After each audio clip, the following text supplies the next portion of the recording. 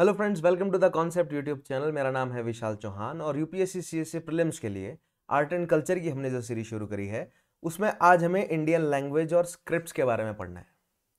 अभी तक हम विजुअल एंड परफॉर्मेंस आर्ट को कवर कर चुके हैं। ठीक है, अभी हमने रिसेंट इंडियन पपेट्री, फिर उससे पहले Indian theatre, Indian music, Indian drama, right, ये सारी चीज़ें, इंडियन डांसेस, ये सब कवर किया।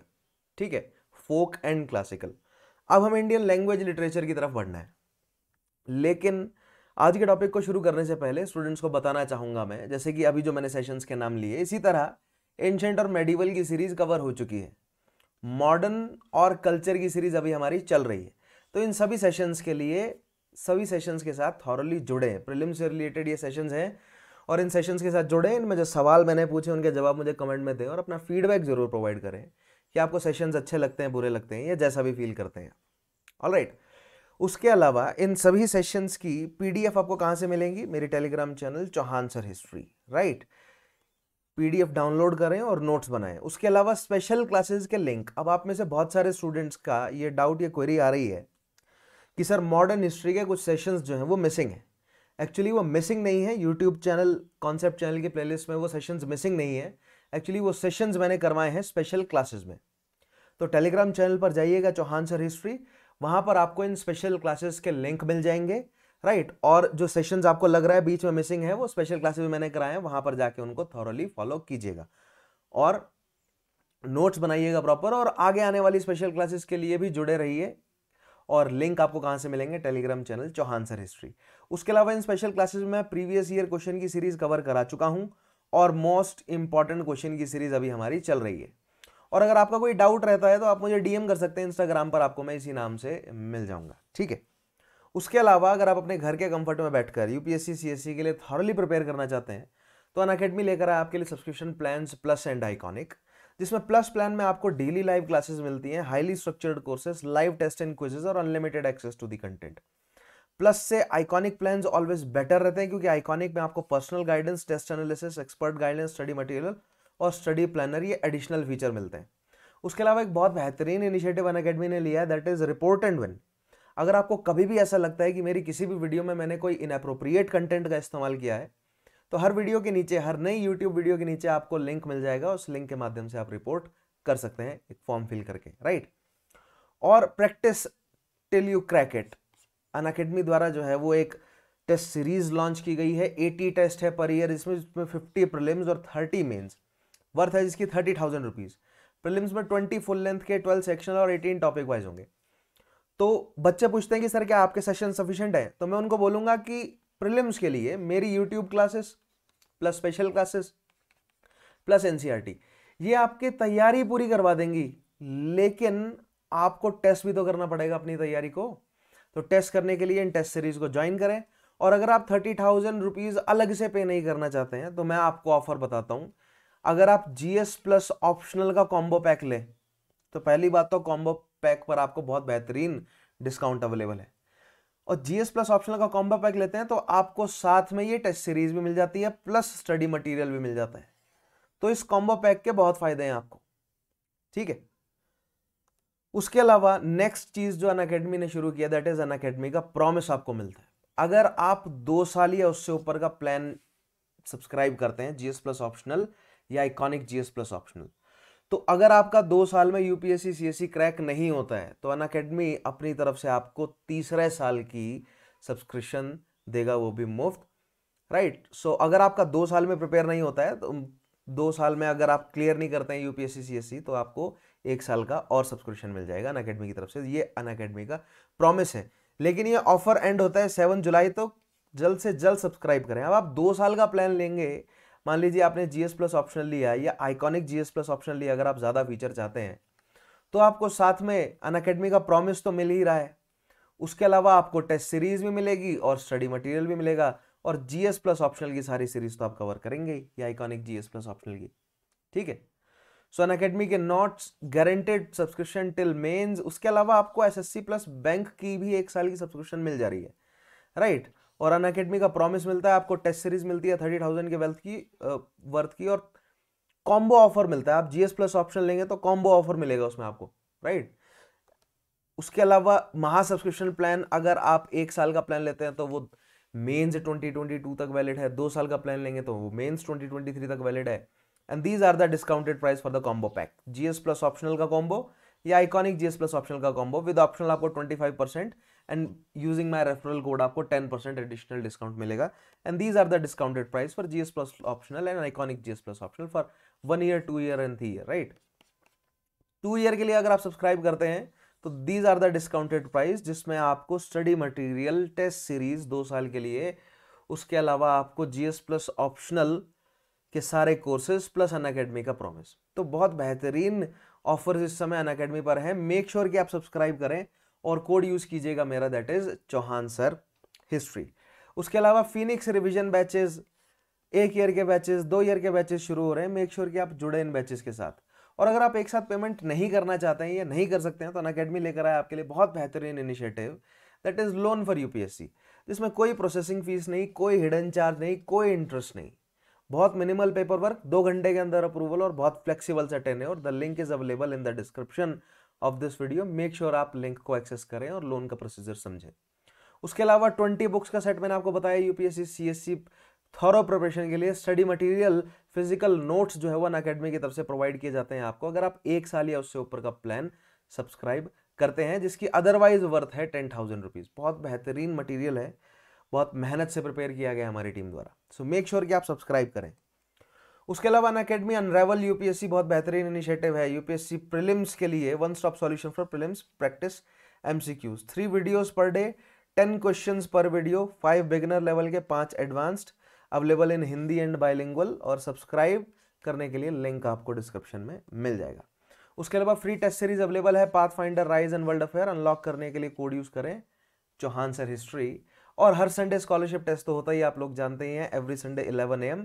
एंड्रॉइड डिवाइस पर 60 मिनट्स में 60 क्वेश्चन, हिंदी और इंग्लिश दोनों में अवेलेबल।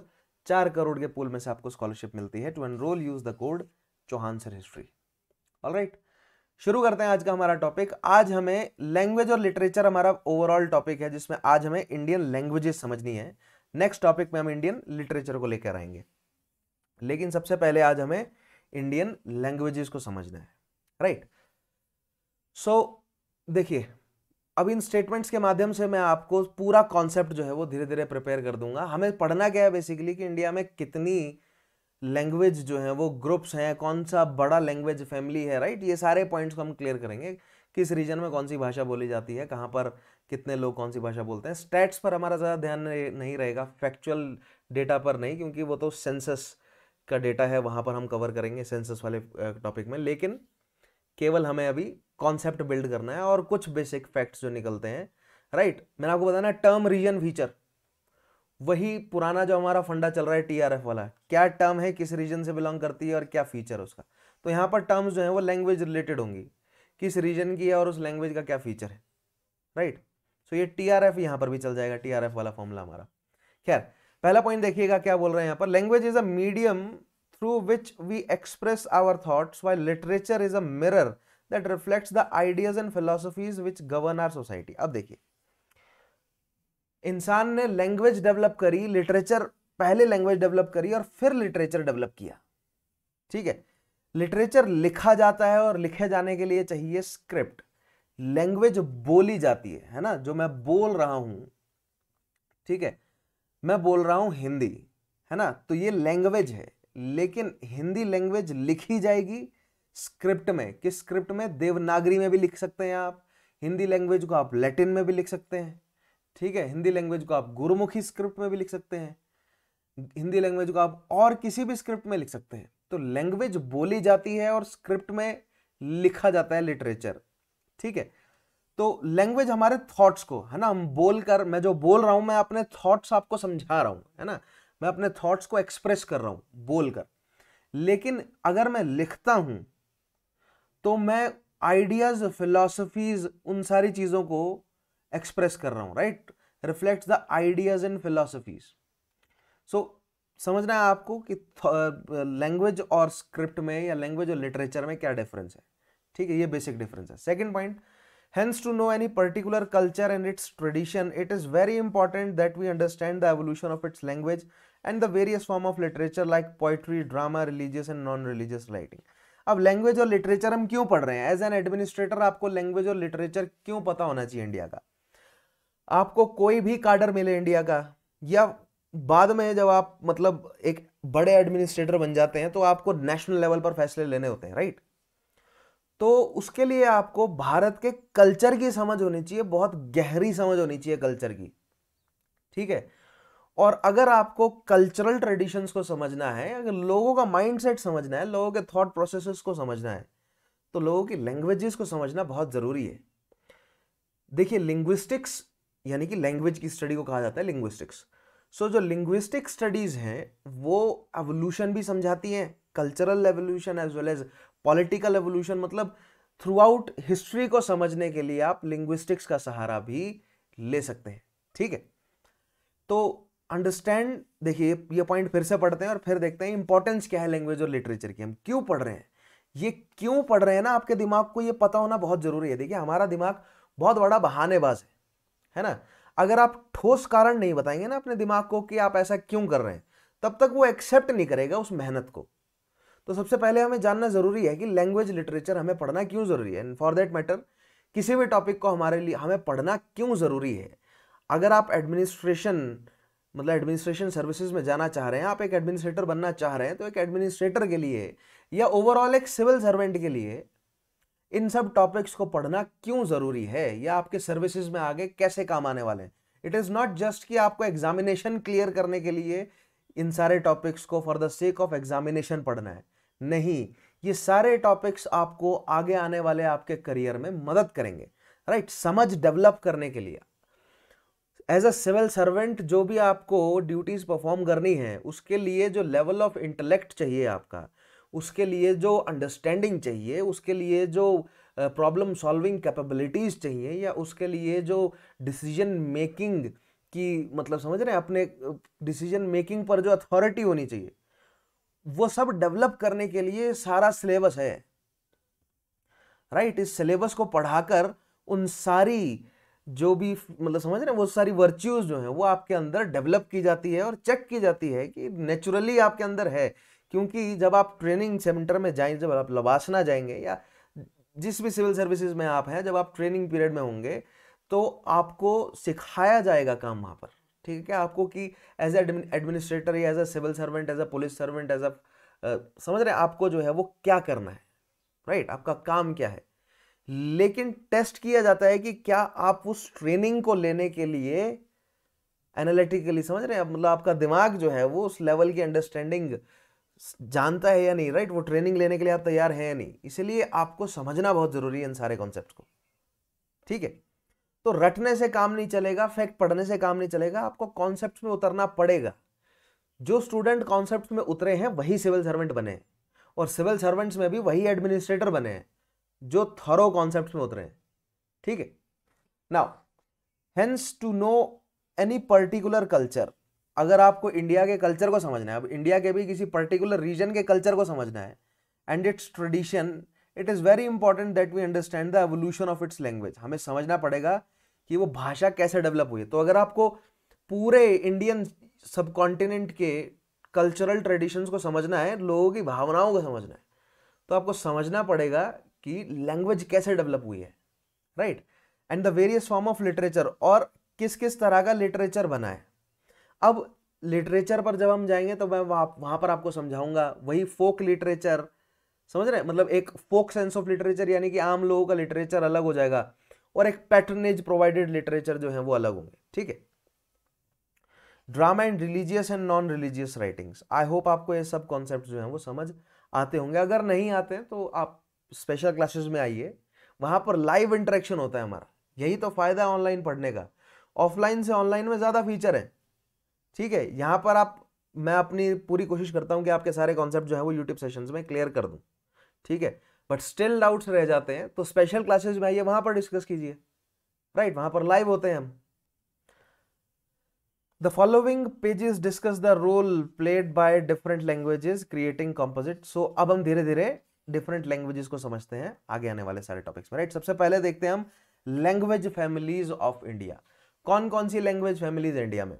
तो मैं आपको मतलब प्राइमरी लैंग्वेजेस ऑफ, मतलब पूरे वर्ल्ड की प्राइमरी लैंग्वेजेस बताऊंगा। उन प्राइमरी लैंग्वेजेस में किस लैंग्वेज फैमिली में से कौन सी सब फैमिली जो है वो इंडियन सब कॉन्टिनेंट में प्रेवलेंट है, हम समझेंगे। ठीक है, द इंडियन सब कॉन्टिनेंट। अब इंडियन सब कॉन्टिनेंट की बात कर रहा हूं मैं, क्यों? क्योंकि पाकिस्तान तो अभी कुछ सालों पहले ही अलग हुआ है ना, 70-80 साल, मतलब 70+ सालों पहले जो है वो अभी पाकिस्तान अलग हुआ है हमसे, राइट। अदरवाइज पाकिस्तान, नेपाल, भूटान, बांग्लादेश ये पिछले 2-2.5 हजार सालों से जुड़े हुए हैं ना, मतलब कि समझ रहे हैं, कस्टम्स और ट्रेडिशंस और लैंग्वेज ये सब जुड़ी हुई है। ठीक है, इसलिए इंडियन सब कॉन्टिनेंट की बात कर रहा हूं मैं।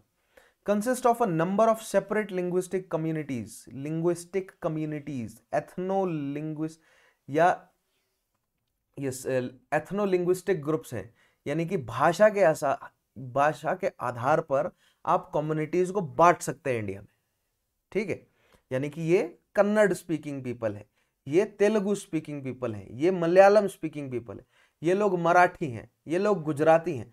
अब ये मैंने लैंग्वेज के हिसाब से बांट दिया लोगों को। ठीक है, अब उस मान लीजिए जो कन्नड़ स्पीकिंग लोग हैं, अब कन्नड़ भाषा है, अब कन्नड़ भाषा बोलने वाले हिंदू भी होंगे, मुस्लिम भी होंगे। हिंदुओं में अगर वर्ण व्यवस्था देखते हैं तो सभी वर्ण के लोग होंगे। ठीक है, शहरी भी होंगे, ग्रामीण भी होंगे, तो अलग अलग तरीके से बांट सकते हैं हम। फिर आगे सब सेक्शंस जो हैं वो बहुत सारे क्रिएट किए जा सकते हैं, लेकिन अभी हमें केवल लैंग्वेज से कंसर्न रहना है। ठीक है, रिलीजन में नहीं जाना, हम लैंग्वेज से कंसर्न है अभी। ठीक है, each of which share a common language and culture, people of India speak a large number of languages. देखिए बहुत सारी लैंग्वेजेस है इंडिया में।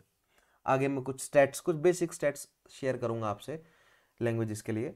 The languages of India belong to several language families. Most important देखते हैं कौन कौन सी।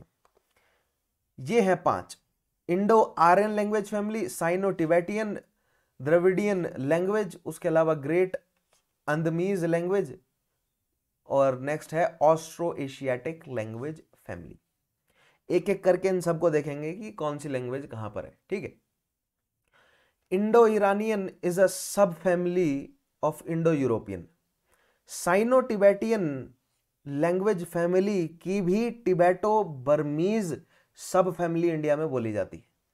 उसके अलावा Dravidian languages indigenous to India, and great Andamanese भी इंडिजिनस ही है। और एस्ट्रो एशियाटिक, देखिए एस्ट्रो वर्ड का मतलब होता है साउथ, तो साउथ एशियाटिक लैंग्वेज फैमिली से भी कुछ लैंग्वेजेस, यानी कि साउथ ईस्ट एशिया की जो लैंग्वेज है ना, ठीक है, उनमें से भी कुछ लैंग्वेजेस जो हैं वो इंडिया में बोली जाती हैं। आइए मैं आपको कुछ मैप्स के माध्यम से, सबसे पहले तो एक इस मैप के माध्यम से मैं आपको बताता हूं कि ओवरऑल मतलब प्राइमरी जो लैंग्वेज फैमिलीज हैं पूरे वर्ल्ड में क्या क्या है। ठीक है, तो ये जो आपको ग्रीन नजर आ रही है ये इंडो यूरोपियन है। अब इंडो यूरोपियन आपको यहां पर देख रहे हैं आप, क्या बोलते हैं, इराक वाले एरिया से, ईरान वाले एरिया से इंडिया तक, बंगाल तक, इस पूरे एरिया में इंडो यूरोपियन भाषा बोली जा रही है, राइट। ये है टर्किक, तुर्की में भी तुर्किक भाषाएं जो है वो टर्की कंट्री में भी बोली जा रही है। अदरवाइज इंडो यूरोपियन इस तरह जो है वो कनेक्टेड है। ठीक है, लेकिन यहां पर बीच में ऑटोमन एम्पायर ने अपने आप को एस्टेब्लिश कर लिया था, तुर्की वाले रीजन में बड़े लेवल पर एस्टेब्लिश कर लिया था, तो तुर्की भाषा जो है वो यहाँ पर बोली जाने लगी। उसके अलावा ये जितना भी ग्रीन रीजन है, दिख रहा है ना आपको, जितना भी ग्रीन रीजन है ये सारी जो है वो इंडो यूरोपियन लैंग्वेजेस हैं। अब ये इंडो यूरोपियन लैंग्वेजेस में से सब फैमिली है इंडो ईरानियन, और ये जो सब फैमिली है इंडो ईरानियन ये बोली जाती है इस रीजन में। ठीक है, these languages are Indo Iranian languages. ठीक है, और यहां पर इटैलिक, जर्मेनिक, ठीक है, बाल्टिक, स्लेविक, ये सारी लैंग्वेजेस यहां पर डेवलप हुई और वही फिर पहुंची है कहां पर, न्यू वर्ल्ड की डिस्कवरी जब हुई तो नॉर्थ अमेरिका और साउथ अमेरिका पहुंची है। उसके अलावा जो अरबी भाषा हम बोलते हैं वो एफ्रो एशियाटिक लैंग्वेज फैमिली का हिस्सा है। उसके अलावा यहां पर नीलो सहारन, नाइगर कॉन्गो, खोइसान, और उसके अलावा देखिए बहुत छोटी छोटी जो है वो मतलब पैचेस में north American, south American languages हैं। इधर एस्किमो की लैंग्वेज एल्गिक, नाडेने, उसके अलावा यहाँ पर मंगोलिक, ये बड़े लैंग्वेज ग्रुप्स हैं, ध्यान रखना है आपको। मंगोलिक अलग है, टर्किक, देखिए टर्किश और मंगोल कल्चर जो है वो जुड़ते हुए नजर आएंगे, बट स्टिल टर्किश और मंगोलिक लैंग्वेज ग्रुप्स जो हैं वो अलग अलग। ठीक है, उसके अलावा साइनो टिबेटियन, साइनो टिबेटियन जो है वो चाइनीज वाले रीजन में, ठीक है, तिब्बत वाले रीजन में, और कुछ हिस्सा साउथ ईस्ट एशिया का, ये बर्मा, से लगता हुआ एरिया साइनो टिबेटियन लैंग्वेजेस बोलते हैं, राइट।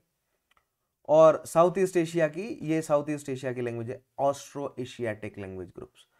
सो ये कुछ बेसिक लैंग्वेज ग्रुप्स हैं जिसमें से आज हमें इंडो यूरोपियन में से भी इंडो आर्यन को समझना है, ठीक है। बाकी लैंग्वेज ग्रुप से हमारा लेना देना अभी नहीं है।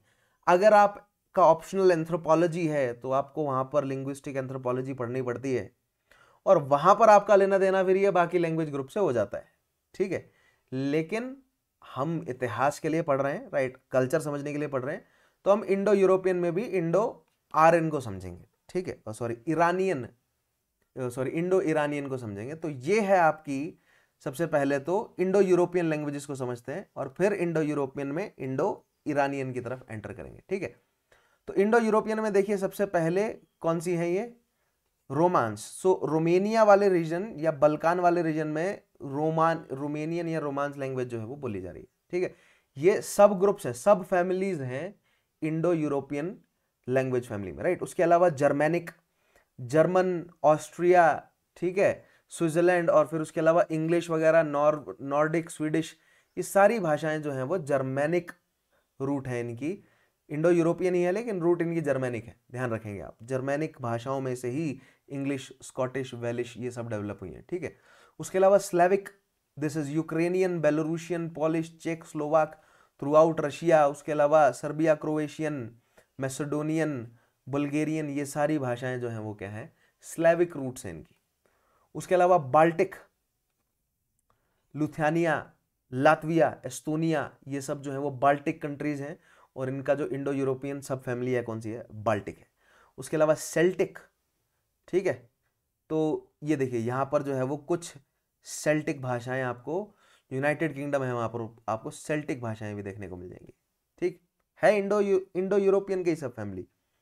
अब बात करते हैं ईरानियन, राइट। सो कुर्डिश से लेकर फारसी, ये सब जो है वो क्या है, ईरानियन भाषा, इंडो यूरोपियन के अंडर ही है। और फिर है इंडो आर्यन। इंडो ईरानियन बोला जाता है ओवरऑल, इस पूरी लैंग्वेज ग्रुप को इंडो ईरानियन बोला जाता है, और उसमें से भी ईरानियन और इंडो आर्यन को अलग कर दिया जाए तो पाश्तो रीजन से डुरान लाइन के साइड जो है वो आपको फारसी या ईरानियन लैंग्वेज नजर आएगी, और डुरान लाइन के उस साइड जो है वो आपको नजर आएंगी इंडो आर्यन। अब इंडो आर्यन लैंग्वेजेस को आज हमें समझना है, मतलब one of the group, right. Indo Aryan one of the language है जिन्हें हमें समझना है, लैंग्वेज फैमिली इंडिया में। उसके अलावा द्रविडियन है, ऑस्ट्रो एशियाटिक है, साइनो टिबेटियन है, ये सब भी है, ठीक है।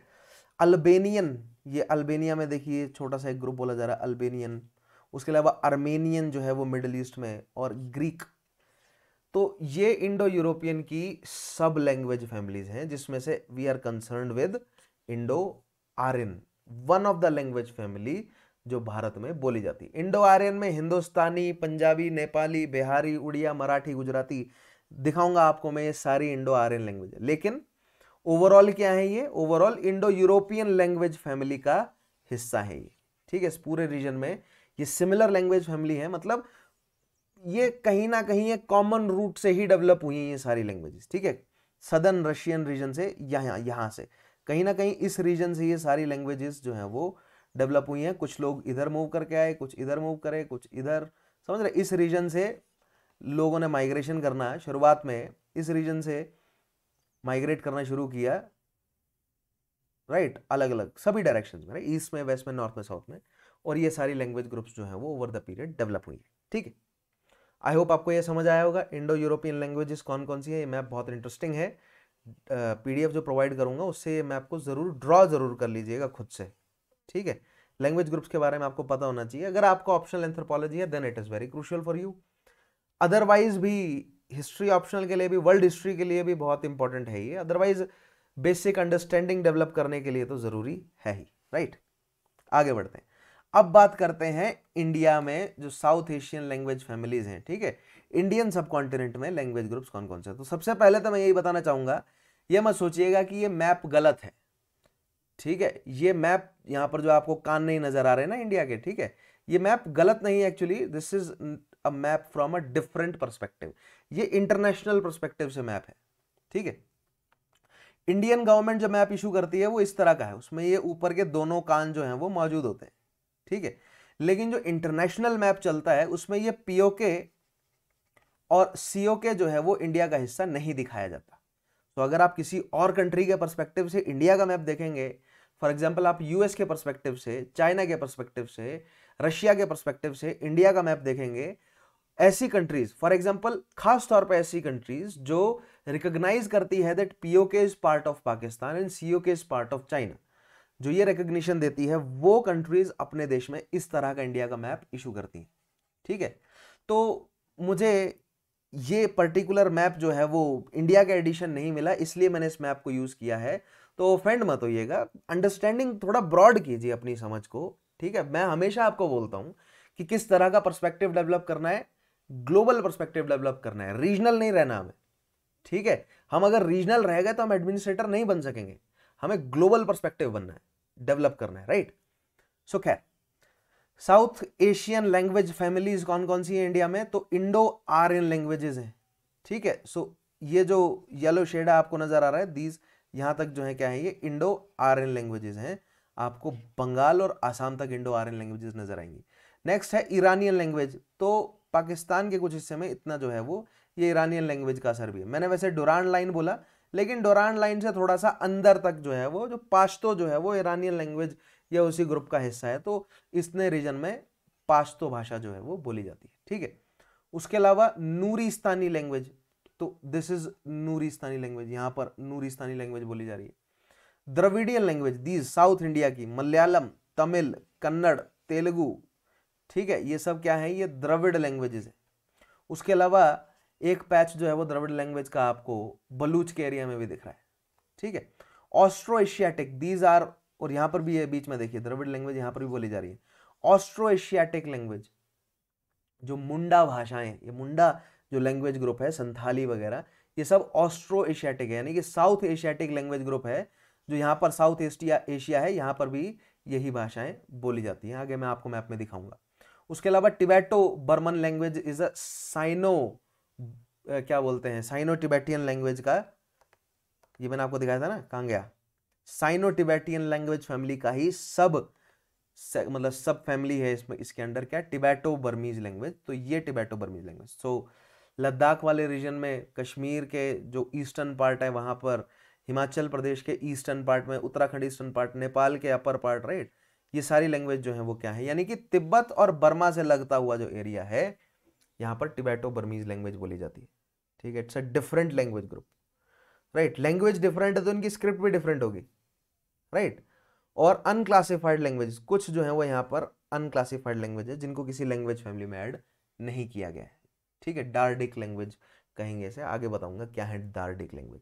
ठीक है, सो ये है basic map of language families कौन कौन सी है। और अब हम एक एक करके अंदर एंटर करते हैं लैंग्वेज फैमिली में। सबसे पहले इंडो आर्यन के बारे में समझते हैं, राइट। तो Indo Aryan language family, I hope आपको समझ आया होगा कि प्राइमरी दुनिया की लैंग्वेजेस क्या हैं, उसमें से इंडो यूरोपियन क्या है, और इंडो यूरोपियन में से इंडो आर्यन और अन्य लैंग्वेज फैमिलीज कौन कौन सी हैं। ठीक है, द्रविडियन है, देखिए यहां पर श्रीलंका में भी इंडो आर्यन भाषा ही बोली जा रही है। ठीक है, टिबेटो बर्मीज है, एस्ट्रो एशियाटिक है। ठीक है, उसके अलावा और कौन कौन सी यहाँ पर, ईरानियन लैंग्वेज है, नूरिस्तानी है, कुछ अनक्लासिफाइड है, राइट। लेकिन 5 बेसिक है, कौन कौन सी, Indo Aryan language, Dravidian language, Austro Asiatic, Tibeto Burmese, right. और 5वीं कौन सी आएगी आपकी, great Andamanese language, right, this is great Andamanese language, this is the 5th। तो ये 5 लैंग्वेज ग्रुप्स को आज हमें समझना है, राइट। खैर, सबसे पहले हम इंडो आर्यन की बात करते हैं। The largest of the language families represented in India in terms of speakers is Indo-Aryan language family which belongs to Indo-European branch। सबसे बड़ी कौन सी है, ऑब्वियसली इस मैप में दिख रहा है, सबसे ज्यादा जो बोले जाने वाली भाषा है वो इंडो आर्यन है, और किससे बिलोंग करती है, इंडो यूरोपियन लैंग्वेज फैमिली का सब फैमिली है, राइट। सो ये है इंडो आर्यन। तो अब इंडो आर्यन को अच्छे से खोलकर पढ़ते हैं, किस रीजन में कौन सी भाषाएं जो है वो इंडो आर्यन, देखिए मेन फैमिली इंडो यूरोपियन के अंडर इंडो आर्यन, और इंडो आर्यन के अंडर भी सब फैमिली ग्रुप्स हैं ठीक है। उसमें से सबसे पहला तो है ये डार्डिक ग्रुप, जिसको मैंने कहा था ना अनक्लासिफाइड, ये डार्डिक ग्रुप है, लेकिन कहीं ना कहीं आप इसको जोड़ ही सकते हैं, ये इंडो आर्यन में ही है, जिसमें कौन कौन सी है, खोवार, कोहिस्तानी, शीना और कश्मीरी। ठीक है, ये कश्मीरी है, ये शीना, ये कोहिस्तानी और ये खोवार, राइट। तो इसके ऊपर जो है वो यहां पर अफगानिस्तान आप देख रहे हैं, और इसके ऊपर जाएंगे तो आपको काशगिर मिलेगा। ठीक है, या सेंट्रल एशिया शुरू हो जाता है, राइट। उसके अलावा नॉर्थ वेस्टर्न ग्रुप की बात करें तो ये ग्रीन वाला पैच जो है नॉर्थ वेस्टर्न है, इसमें ये है हिंदकू। हिंदकू आपकी पेशावर के आसपास बोलने वाली जो भाषा है ना, जो क्या बोलते हैं, खैबर पास है उसके आसपास बोले जाने वाली भाषा है, दैट इज हिंदकू। उसके अलावा Pothwari, this region is Pothwari, right. Punjabi, this is Punjabi. Dogri, Jammu वाले एरिया में डोगरी बोली जाती है, this is Pothwari, this is Punjabi, this is Dogri, Jammu वाले एरिया में डोगरी बोली जाएगी। ठीक है, पोथवारी जो है वो आपकी मतलब लाहौर से ऊपर और पेशावर के बीच वाला जो एरिया है ना, वहां पर रावलपिंडी वगैरह, वहां पर पोथवारी भाषा भी बोली जाती है। डोगरी आपकी बोली जाएगी जम्मू कश्मीर में। तो ये ध्यान से देखिए, ये इंडो आर्यन लैंग्वेजेस में सब फैमिली ग्रुप्स हैं, रीजन वाइज बांट दिया मैंने आपको। ठीक है, डोगरी जम्मू वाले एरिया में। उसके अलावा सराइकी, सराइकी ये भाषा है, दिस इज मुल्तान वाले रीजन में सराइकी बोली जाती है। सिंधी, सिंध वाले रीजन में ऑब्वियसली सिंधी बोली जाती है। उसके अलावा कच्छी, कच्छी कहाँ बोली जाएगी, कच्छ वाले रीजन में कच्छी भाषा बोली जाएगी। उसके अलावा पहाड़ी, दिस इज पहाड़ी। अब पहाड़ी में भी ना वेस्टर्न पहाड़ी, सेंट्रल पहाड़ी और ईस्टर्न पहाड़ी लैंग्वेज, 3 पहाड़ी लैंग्वेजेस है। ठीक है, जो वेस्टर्न पहाड़ी है वो नॉर्थ वेस्टर्न ग्रुप का हिस्सा है। ठीक है, यानी उसमें आपको फारसी एलिमेंट ज्यादा नजर आएगा। जैसे मैं बोलता हूं ना कि जो मेरे रीजन की, जहां से मैं बिलोंग करता हूं, हमारी लैंग्वेजेस में फारसी एलिमेंट ज्यादा है, राइट। तो वो आपकी वेस्टर्न पहाड़ी जो कि नॉर्थ वेस्टर्न ग्रुप का हिस्सा है, इसमें फारसी एलिमेंट ज्यादा है।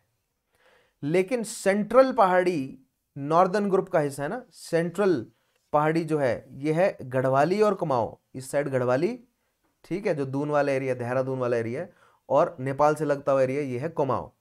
ठीक है, तो गढ़वाली, कुमाऊं, और जो ईस्टर्न पहाड़ी है वो है नेपाली। तो आपको इस तरह पहाड़ी लैंग्वेजेस में भी डिफरेंस पता होना चाहिए। वेस्टर्न सेंट्रल के 2 हिस्से हैं, और ईस्टर्न, सेंट्रल में गढ़वाली, कुमाऊं, ये आ गई Nepali, this is Kumaon, this is Garhwali, this is पहाड़ी, राइट।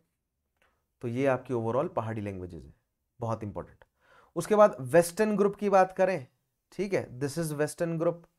तो वेस्टर्न ग्रुप में ये राजस्थानी आ गई, ये आ गई आपकी मारवाड़ी, ये आ गई आपकी मेवाड़ी, ये आ गई आपकी भीली। ठीक है, और ये है आपकी Gujarati, this is western group. बहुत इंपॉर्टेंट, राजस्थानी, मारवाड़ी, मेवाड़ी, भीली और Gujarati, these are western groups. बहुत इंपॉर्टेंट है ये मैप आप ड्रॉ करना, और बहुत इंपॉर्टेंट है इस मैप को समझना। ठीक है, इसलिए मैं इस मैप को थोड़ा एम्फोसिस से पढ़वाने की कोशिश भी कर रहा हूं। नेक्स्ट आएगा, this is the western group. Southern group की बात करें तो मराठी, कोंकणी और सिन्हला। सिन्हला यानी कि जो, अब देखिए सिन्हला में जो नॉर्थ सिन्हला है, चोल शासकों की वजह से जो नॉर्थ सिन्हला है ये तमिल, तमिल भाषा बोलता है। लेकिन जो सदर्न सिन्हला है, मतलब सदर्न या सेंट्रल और सदर्न जो श्रीलंका है, यहां पर इंडो आर्यन लैंग्वेज बोली जाती है। ठीक है, इंडो आर्यन लैंग्वेज का सब ग्रुप है ये। उसके अलावा सेंट्रल ग्रुप में देखेंगे तो ये रही आपकी हरियाणवी, दिल्ली, दिल्ली के आसपास भरतपुर वाला एरिया, राइट। और ये बीचों बीच जो है वो क्या है आपका, दिस इज हिंदुस्तानी एरिया। हिंदुस्तानी में आपका मध्य प्रदेश आ गया, उत्तर प्रदेश आ गया। ठीक है, दिख नहीं रहा है यहां पर actually, but you got the idea ना, मध्य प्रदेश, उत्तर प्रदेश, दिस इज हिंदुस्तानी। ये हिंदुस्तानी में अलग अलग डायलेक्ट्स हैं, राइट। अब अगला मैप आपको डायलेक्ट वाला भी दिखाऊंगा, मत घबराइए, एक डायलेक्ट वाला अलग से मैप भी दिखाऊंगा, यहां पर होगा, आगे आएगा एक अलग डायलेक्ट वाला मैप भी होगा। ठीक है, और ईस्टर्न साइड चले जाएं तो ईस्टर्न साइड बहुत सारी भाषाएं, देखिए भोजपुरी, ये आ गई भोजपुरी, राइट। ये नॉर्थ वाली आ गई मैथिली, साउथ वाली आ गई मगधी बिहार में। उसके बाद संथाली, अंगिका, सूरजपुरी, राजवंशी, बंगाली, ठीक है, सैलहेती, चिट्टागोनियन, असमीज, सादरी, उड़िया, उड़िया, राइट, संथाली, बंगाली, चिट्टागोनियन, सैलेत, असमी, अंगी, ये आ गए यहाँ पर, ये अंगिका, सूरजपुरी। तो ये है आपकी eastern group of Indo Aryan languages. ये मैप बहुत इंपॉर्टेंट है, इसको डाउनलोड करके बनाएं जरूर, और इन सारी सब लैंग्वेजेस के बारे में आपको पता होना चाहिए, राइट। एग्जामिनेशन में बहुत रेयर है पूछा जाए इन सब लैंग्वेजेस के बारे में, बट यू शुड नो, आपको पता होना चाहिए कि सब लैंग्वेजेस इंडिया में ये बोली जाती हैं। इंडिया के कल्चर को आप अच्छे से तभी समझ पाएंगे जब आप इन छोटी छोटी समझ रहे लैंग्वेज से रिलेटेड इंट्रिकेसीज को भी समझेंगे तो, right. So this is the Indo Aryan language group. आपको समझ आया कितने हिस्से में बांटा हमने? Dardic, north western, northern group, western group, southern group, central और ईस्टर्न। ईस्टर्न यानी कि बिहार और उससे आगे, बिहार, बंगाल, उड़ीसा, आसाम की, ठीक है। सेंट्रल कौन सी? हरियाणा, मध्य प्रदेश, उत्तर प्रदेश। सदर्न कौन सी? महाराष्ट्र, गोवा, श्रीलंका। वेस्टर्न ग्रुप कौन सा? राजस्थान और गुजरात, ठीक है। नॉर्दर्न ग्रुप कौन सा? उत्तराखंड और नेपाल। और नॉर्थ वेस्टर्न ग्रुप में कौन कौन से आ गया आपका? कश्मीर, पंजाब, पाकिस्तान का पंजाब, पाकिस्तान का मुल्तान, सिंध, और पाकिस्तान के पास जो कश्मीर वाला ये जो एरिया है, ठीक है, दिख रहा है आपको, ये जो पाकिस्तान के पास है इतना एरिया, राइट। यहाँ पर ये आपकी north western plus Himachal Pradesh का पहाड़ी एरिया। अब ये जो हिमाचल प्रदेश का एरिया दिख रहा है ना इतना, ये इसमें कौन सी भाषा बोली जा रही है? यहाँ पर टिबेटो बर्मीज बोली जा रही है, ठीक है। ये जो नॉर्थ वाला एरिया बच गया ना इतना, यहाँ पर ये भाषा टिबेटो बर्मीज बोली जा रही है इधर इतने एरिया में, ठीक है। ये जो नीचे बच गया यहाँ पर द्रविडियन बोली जा रही है, ये जो बीच में गैप बचा है यहाँ पर ऑस्ट्रो एशियाटिक बोली जा रही है, राइट। अंडमान वाला एरिया जो बच गया यहाँ पर अंडमानीज बोली जा रही है। I hope you get the point, right. आगे बढ़ते हैं, next. This language family predominates, accounting of some 790 million speakers, over 75% of the population, as per data collected during the census 2011. So 75% से ज्यादा लोग इंडिया में कौन सी भाषा बोलते हैं? इंडो आर्यन लैंग्वेज बोलते हैं, ठीक है।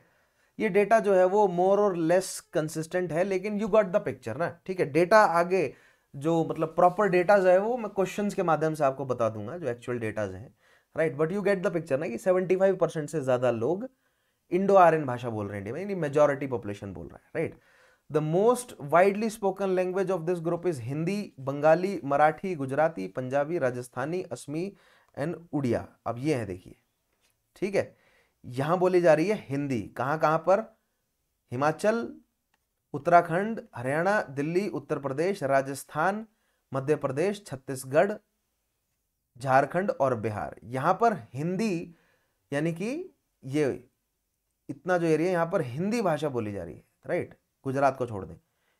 अब हिंदी लिखी भी जा रही है और हिंदी बोली भी जा रही है, यानी कि इनकी खुद की अपनी स्क्रिप्ट या अलग भाषा जो है वो नहीं है। यहाँ पर हिंदी भाषा बोली जाती है, लेकिन ऑब्वियसली डायलेक्ट्स अलग अलग है ना। इधर राजस्थानी में राजस्थानी, मारवाड़ी, मेवाड़ी, भीली अलग अलग हैं, ठीक है। हिमाचल में जो है वो हिंदी भाषा बोली जा रही है, ओवरऑल हिंदी भाषा बोली जा रही है, ठीक है। फर्स्ट लैंग्वेजेस की बात कर रहे हैं हम यहाँ पर। फर्स्ट लैंग्वेज जो है वो हिंदी है हिमाचल की, लेकिन उसके अलावा पहाड़ी बोली जा रही है, राइट। जो लोक भाषा है वो पहाड़ी है। ऑफिशियल काम हिंदी में हो रहा है। फर्स्ट लैंग्वेज का मतलब क्या है? ऑफिशियल काम किस में हो रहा है? ऑफिशियल काम हिंदी में हो रहा है। लोक भाषा पहाड़ी है और टिबेटो बर्मीज है। सेम गोज फॉर उत्तराखंड, लोक भाषा जो है वो गढ़वाली कुमाऊं है, लेकिन फर्स्ट लैंग्वेज हिंदी है। उत्तर प्रदेश में लोक भाषा जो है वो ब्रज है, ठीक है। उसके अलावा मतलब समझ रहे हैं, उत्तर प्रदेश को आप वेस्टर्न उत्तर प्रदेश, सेंट्रल और ईस्टर्न उत्तर प्रदेश बांट सकते हैं। इतना बड़ा है यूपी कि यूपी के रहते रहते ही 3-4 तरह के कस्टम चेंज हो जाते हैं यूपी में, ठीक है। खैर, तो यहाँ पर देख रहे हैं आप हिंदी, ये बंगाली भाषा बोलने वाला रीजन है, ये गुजराती, उसके अलावा कश्मीरी, राज्यों के हिसाब से देखिए, कश्मीरी, पंजाब, पंजाब में पंजाबी, राइट। तेलुगु, तेलुगु कहाँ पर? तेलंगाना और आंध्र में तेलुगु, राइट। कोंकणी गोवा में, कन्नड़ कहाँ पर? कर्नाटका में, मलयालम केरला में, तमिल तमिलनाडु में, उड़िया क्या बोलते हैं इसको आप, उड़ीसा में। और फिर नॉर्थ ईस्ट में चले जाएंगे आप तो ये देखिए उड़िया, कोंकणी, मलयालम, कन्नड़ा, तमिल, नेपाल में नेपाली, इस रीजन में। सिक्किम में भी नेपाली बोली जा रही है। असमीज असम में, नागमीज नाग भाषा जो है वो नागालैंड मणिपुर वाले एरिया में, और मणिपुर में मणिपुरी बोली जा रही है, ठीक है। तो ये फर्स्ट लैंग्वेजेस हैं इंडिया की, राइट।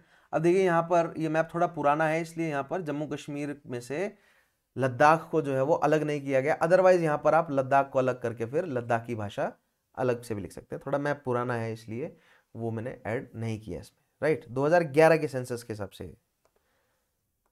आई होप आपको समझ आया होगा।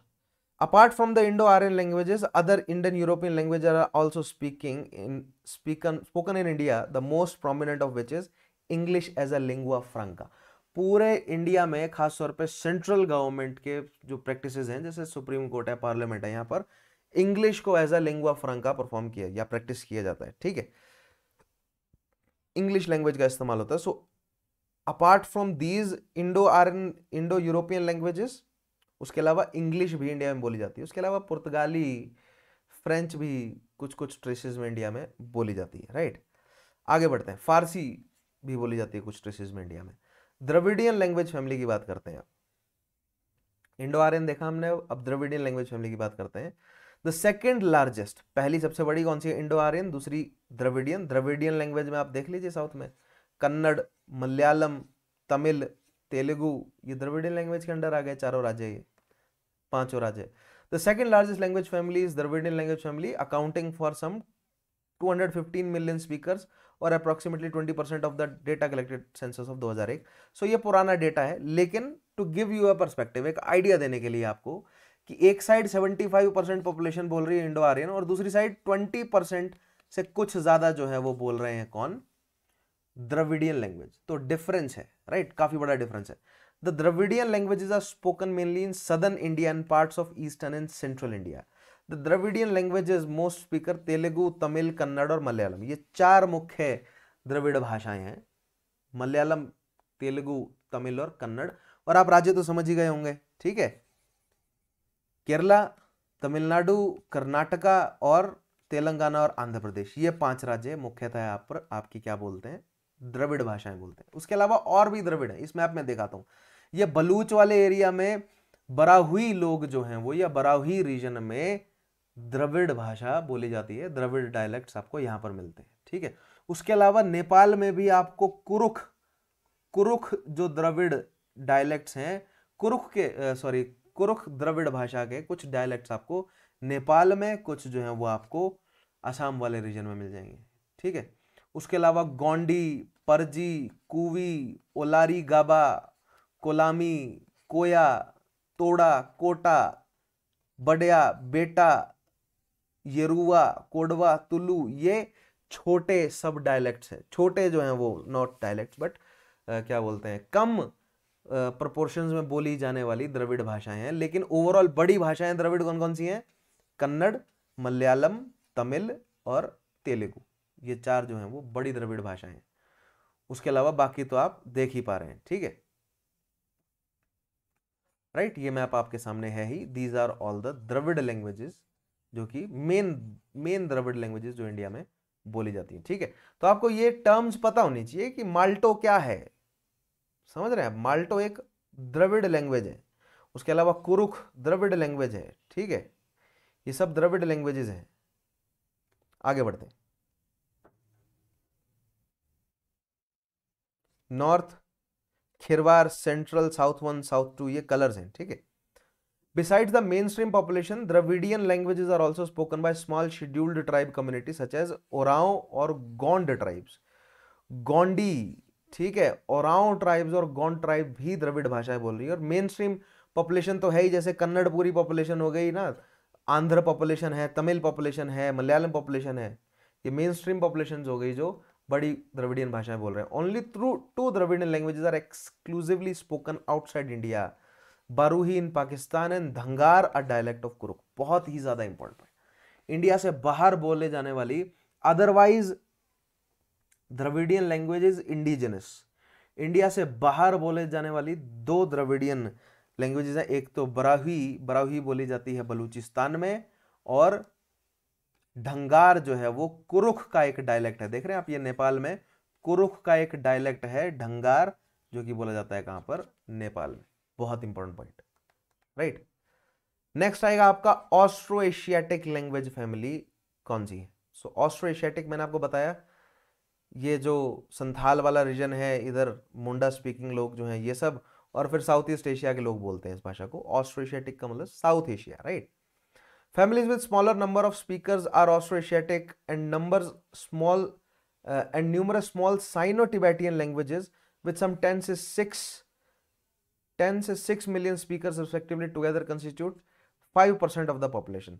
So 10 से 6 million 5% पॉपुलेशन का हिस्सा कुछ ऑस्ट्रो-एशियाटिक और कुछ टिबेटो साइनो टिबेटियन एलिमेंट्स जुड़ते हुए ऑस्ट्रो-एशियाटिक। So साउथ एशियन भाषाओं में साइनो टिबेटियन भाषा का असर जो है वो जरूर देखने को मिलता है, ठीक है। The Austro-Asiatic language family, Austro meaning south, is autochthonous language in South Asia and Southeast Asia. The other language families have arrived by migration. ठीक है, autochthonous मतलब क्या है कि ये नेटिव लोगों ने ही डेवलप करी है, बाकी सब माइग्रेशन से डेवलप हुआ है, ठीक है। इंडो आर्यन जो है वो माइग्रेशन से डेवलप हुआ है। मैंने बोला ना इंडियन सबकॉन्टिनेंट में होमोसेपियन डेवलप नहीं हुआ है, लेकिन साउथ ईस्ट एशिया में होमोसेपियन डेवलप हुआ है, ठीक है। तो वहां पर वो ऑटोक्थोनस है, मतलब खुद मानुष ने वहां पर डेवलप करी है वो लैंग्वेजेस, ठीक है। अदरवाइज मानुष जो है वो पहुंचा माइग्रेट करते हुए भाषाएं लेकर अपनी। सो ये है ऑस्ट्रो-एशियाटिक लैंग्वेजेस। देख रहे हैं आप यहाँ पर मुंडा खासिक लैंग्वेज, उसके अलावा वियेटिक हो गई, भानारिक हो गई, यहाँ पर नीचे भी वियेटिक बोली जा रही है, एशलियन, पियारिक, मोनिक। लेकिन इन लैंग्वेजेस से हमें ज़्यादा लेना देना नहीं है, बस आपको पता होना चाहिए कि वियतनाम, लाओस, कंबोडिया और नीचे जो है वो मलाया वगैरह, इन सब रीजन में ये ऑस्ट्रो-एशियाटिक लैंग्वेज बोली जा रही है, इंक्लूडिंग इंडिया, ठीक है। तो देखिए दो थियरीज हैं, या तो ये लोग माइग्रेट करके इधर आए या तो ये लोग माइग्रेट करके उधर गए, ठीक है। इन दोनों पर ही अभी डिस्कशन चला हुआ है, ठीक। मेजॉरिटी क्या मानते हैं कि यहां पर अगर पॉपुलेशन ज्यादा है तो सेंस क्या बनती है कि ये लोग माइग्रेट करके समुद्री रास्ते से या तो जमीनी रास्ते से ये लोग माइग्रेट करके इधर लेकर आए ये भाषाएं। और दूसरी सेंस ये बनती है कि नहीं, ये जो प्रोटो एस्ट्रोलॉइड जो था, मतलब प्रोटो एस्ट्रोलॉइड जो मानुष है ना, मतलब होमोसेपियन है, उसने डेवलप करी मुंडा स्पीकिंग लैंग्वेजेस या एस्ट्रो-एशियाटिक लैंग्वेज डेवलप करी, और फिर वो लैंग्वेजेस माइग्रेट करके साउथ ईस्ट एशिया गई हैं, ठीक है। दोनों थ्योरीज पर अभी डिस्कशन चल रहा है, कंक्लूजन नहीं निकला है। तो ये थोड़ा सा और एक्सटेंसिव है। मोन खमेर जो है वो भाषाएं हैं, उसमें से डेवलप हुई हैं ये वाली, ठीक है। उसके अलावा अलग सब ग्रुप है मुंडा। मुंडा में देखिए कौन कौन सी हैं आपको दिख रही है, संथाली, हो, खरिया, ठीक है। उसके अलावा यहाँ पर जो है वो खासी, मुंडारी, भूमजी, ये अलग अलग जो है वो सब ग्रुप्स हैं किसके अंडर, मुंडा स्पीकिंग। ओवरऑल मुंडा भाषा है ये, और मुंडा भाषाओं के अंडर है ये संथाली वगैरह, ठीक है। संथाली होगी, भूमिज है, खासी है, ये मुंडा भाषाओं के अंडर है। अदरवाइज ये मोन खमेर के अंडर आती हैं ये साउथ ईस्ट एशिया वाली, राइट। ध्यान रखेंगे आप, ये मोन खमेर वर्ड आपको ध्यान होना चाहिए। आगे बढ़ते हैं। Austro Asiatic language of mainland India are Khasi Munda languages. खासी ये क्या बोलते हैं, फार ईस्ट वाली, और मुंडा उड़ीसा झारखंड वाली, ठीक है, including Santhali. The language of Nicobar island also form part of this language family. Nicobar island की भी कुछ लैंग्वेज जो है वो इस ग्रुप में से आती है। अदरवाइज अंडमान की अपनी खुद की एक लैंग्वेज फैमिली है, अंडमान एक अलग language family, Andamanese. With the exception of Khasi and Santhali, all Austroasiatic languages on Indian territory are endangered. बहुत इंपॉर्टेंट, खासी और संथाली को छोड़कर बाकी सभी, हो, मुंडा, कोल लोगों की भाषा, ये सब निकोबारियन, ये सब जो है वो क्या है, एंडेंजर्ड लैंग्वेजेस है। बहुत इंपॉर्टेंट पॉइंट। लास्ट आएगा हमारा Sino Tibetan language family. Last तो नहीं है लेकिन साइनो टिबेटियन लैंग्वेज फैमिली है। इसके बाद अंडमानीज भी आना है ना, ठीक है। तो as the name suggest, Sino is word for China, ठीक है। साइनो टिबेटियन लैंग्वेज फैमिली, और साइनो टिबेटियन लैंग्वेज फैमिली का सब ग्रुप है टिबेटो बर्मीज लैंग्वेज, जो कि भारत में बोली जा रही है। कहां पर, आपने देखा ही ना, जो तिब्बत और बर्मा से लगता हुआ area, right. Sino Tibetan language family is well represented in India, however there inter relationships are not discernible, and the family has been described as a patch of leaves on forest floor rather than the conventional metaphor of a family tree, ठीक है। तो family tree नहीं कह सकते, उसमें से जो है वो एक पत्ता गिर के इंडिया में आ गया और लैंग्वेजेस इंडिया में बोली जाने लगी, ठीक है। देखिए कुछ इस तरह, ये है आपकी साइनो टिबेटियन लैंग्वेज, जिसमें से साइनेटिक यानी चाइनीज, और चाइनीज में भी मैंडरिन और कैंटनीज दो बड़ी भाषाएं हैं। उसके अलावा टिबेटियन, इस रीजन में तिब्बतियन भाषा बोली जाती है, जो कि भारत में भी बोली जाएगी। नेपाल, भारत और नेपाल और कुछ हिस्सा जो है वो भूटान, अरुणाचल, इस रीजन में भी बोली जाएगी। ठीक है, उसके अलावा बर्मिक, बर्मा वाली भाषा हो गई, बर्मा, और बर्मा से लगते हुए जो इंडिया के राज्य हैं, मणिपुर, नागालैंड, मिजोरम वगैरह, यहाँ पर बोली जाएगी। और बैरिक या बोडो गारो या कैरनिक, ठीक है, तो आसाम वाला एरिया जो है, यहाँ पर बोडो गारो, आसाम मेघालय वाला जो रीजन है ना, हिली एरिया है, यहाँ पर कुछ एक डायलेक्ट जो है वो किसके चलते हैं, साइनो टिबेटियन के। अदरवाइज साइनो टिबेटियन है ये सारी लैंग्वेजेस, राइट। बहुत इंपॉर्टेंट पॉइंट है, ताइवान में भी साइनो टिबेटियन लैंग्वेज बोली जा रही है। Sino Tibetan languages are spoken across Himalayas in regions of Ladakh, Himachal Pradesh, Nepal, Sikkim, Bhutan, Arunachal Pradesh, West Bengal, Assam, Meghalaya, Nagaland, Manipur, Tripura, Mizoram. तो ये आपको ध्यान रखना है, मैंने आपको बता दिया इस मैप में, राइट। इस रीजन में साइनो टिबेटियन लैंग्वेज बोली जा रही है। Sino Tibetan languages spoken in India include the scheduled languages of Meitei and Bodo, Meitei being the Manipuri, ठीक है। सो मणिपुरी और बोडो ये तो आपकी शेड्यूल्ड लैंग्वेज है ही, राइट, 8 शेड्यूल में डली हुई है। उसके अलावा नॉन शेड्यूल्ड लैंग्वेज जो लोकल लैंग्वेजेस हैं, नॉन शेड्यूल्ड है, कार्बी, कार्बी आपकी किससे है, आसाम वाले एरिया से ही। लेपचा, लेपचा आपकी सिक्किम वाले एरिया में बोली जाती है। And many varieties of several tribal Tibetan and west Himalayan, जैसे तानी, तानी बोली जाती है आपकी अरुणाचल प्रदेश में, ब्रह्मपुत्रन भी अरुणाचल प्रदेश में, अंगामी पोचुरी ये आपकी मणिपुर में। उसके अलावा नेक्स्ट आएगी आपकी तांगकुल, तांगकुल भी आपकी बोली जाएगी मणिपुर में, राइट। एक second hold up,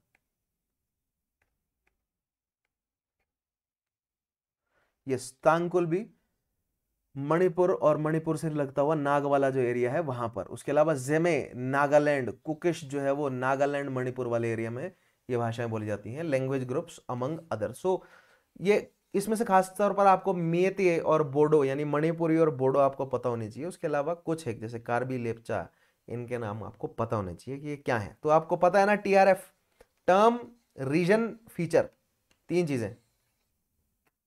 art and culture में टीआरएफ पर खेल रहे हैं हम। टर्मिनोलॉजी का मतलब क्या है, किस रीजन में है और क्या फीचर है, right.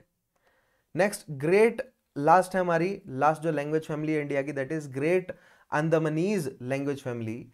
The extinct and endangered है। अब ये लैंग्वेज एक्सटिंक्ट है या तो एंडेंजर्ड है, मैक्सिमम लैंग्वेज यहां से एक्सटिंक्ट है। Of these Andaman Islands form a 5th family, the Great Andamanese language family, comprising 2 families, the Great Andamanese, which comprises a number of extinct languages apart from one highly endangered language with a dwelling number of speakers, and the Ongan family. तो एक तो Andamanese है और दूसरी ऑनगन, 2 families हैं यहाँ पर, सब फैमिलीज हैं ग्रेट अंडमानीज में, अंडमानीज और ऑनगन। आगे मैप में दिखाता हूँ, ये रही आपकी, ये ऑनगन है और ये अंडमानीज है।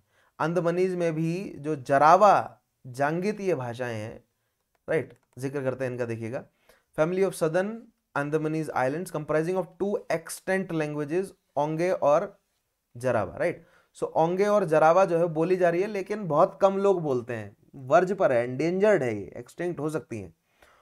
एंड 1 एक्सटिंक्ट टंग जांगिल, जांगिल जो है वो क्या हो चुकी है, एक्सटिंक्ट हो चुकी है।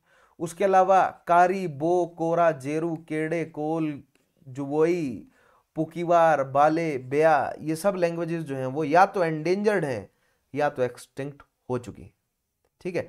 लेकिन हमें खास तौर पे जरावा, ओंगन और जांगिल, ये 3 भाषाएं ध्यान रखनी। उसके अलावा ये सेंटिनल आइलैंड पर जो है वो कोई प्रॉपर कहा जाए तो ह्यूमन कांटेक्ट नहीं बना है। यहाँ जो सेंटिनल ट्राइब रहती है इस एरिया में, वो अपने कल्चर को लेकर बहुत मतलब समझ रहे हैं, कंजर्वेटिव हैं, और अभी तक कांटेक्ट जो है उन लोगों से नहीं बना है।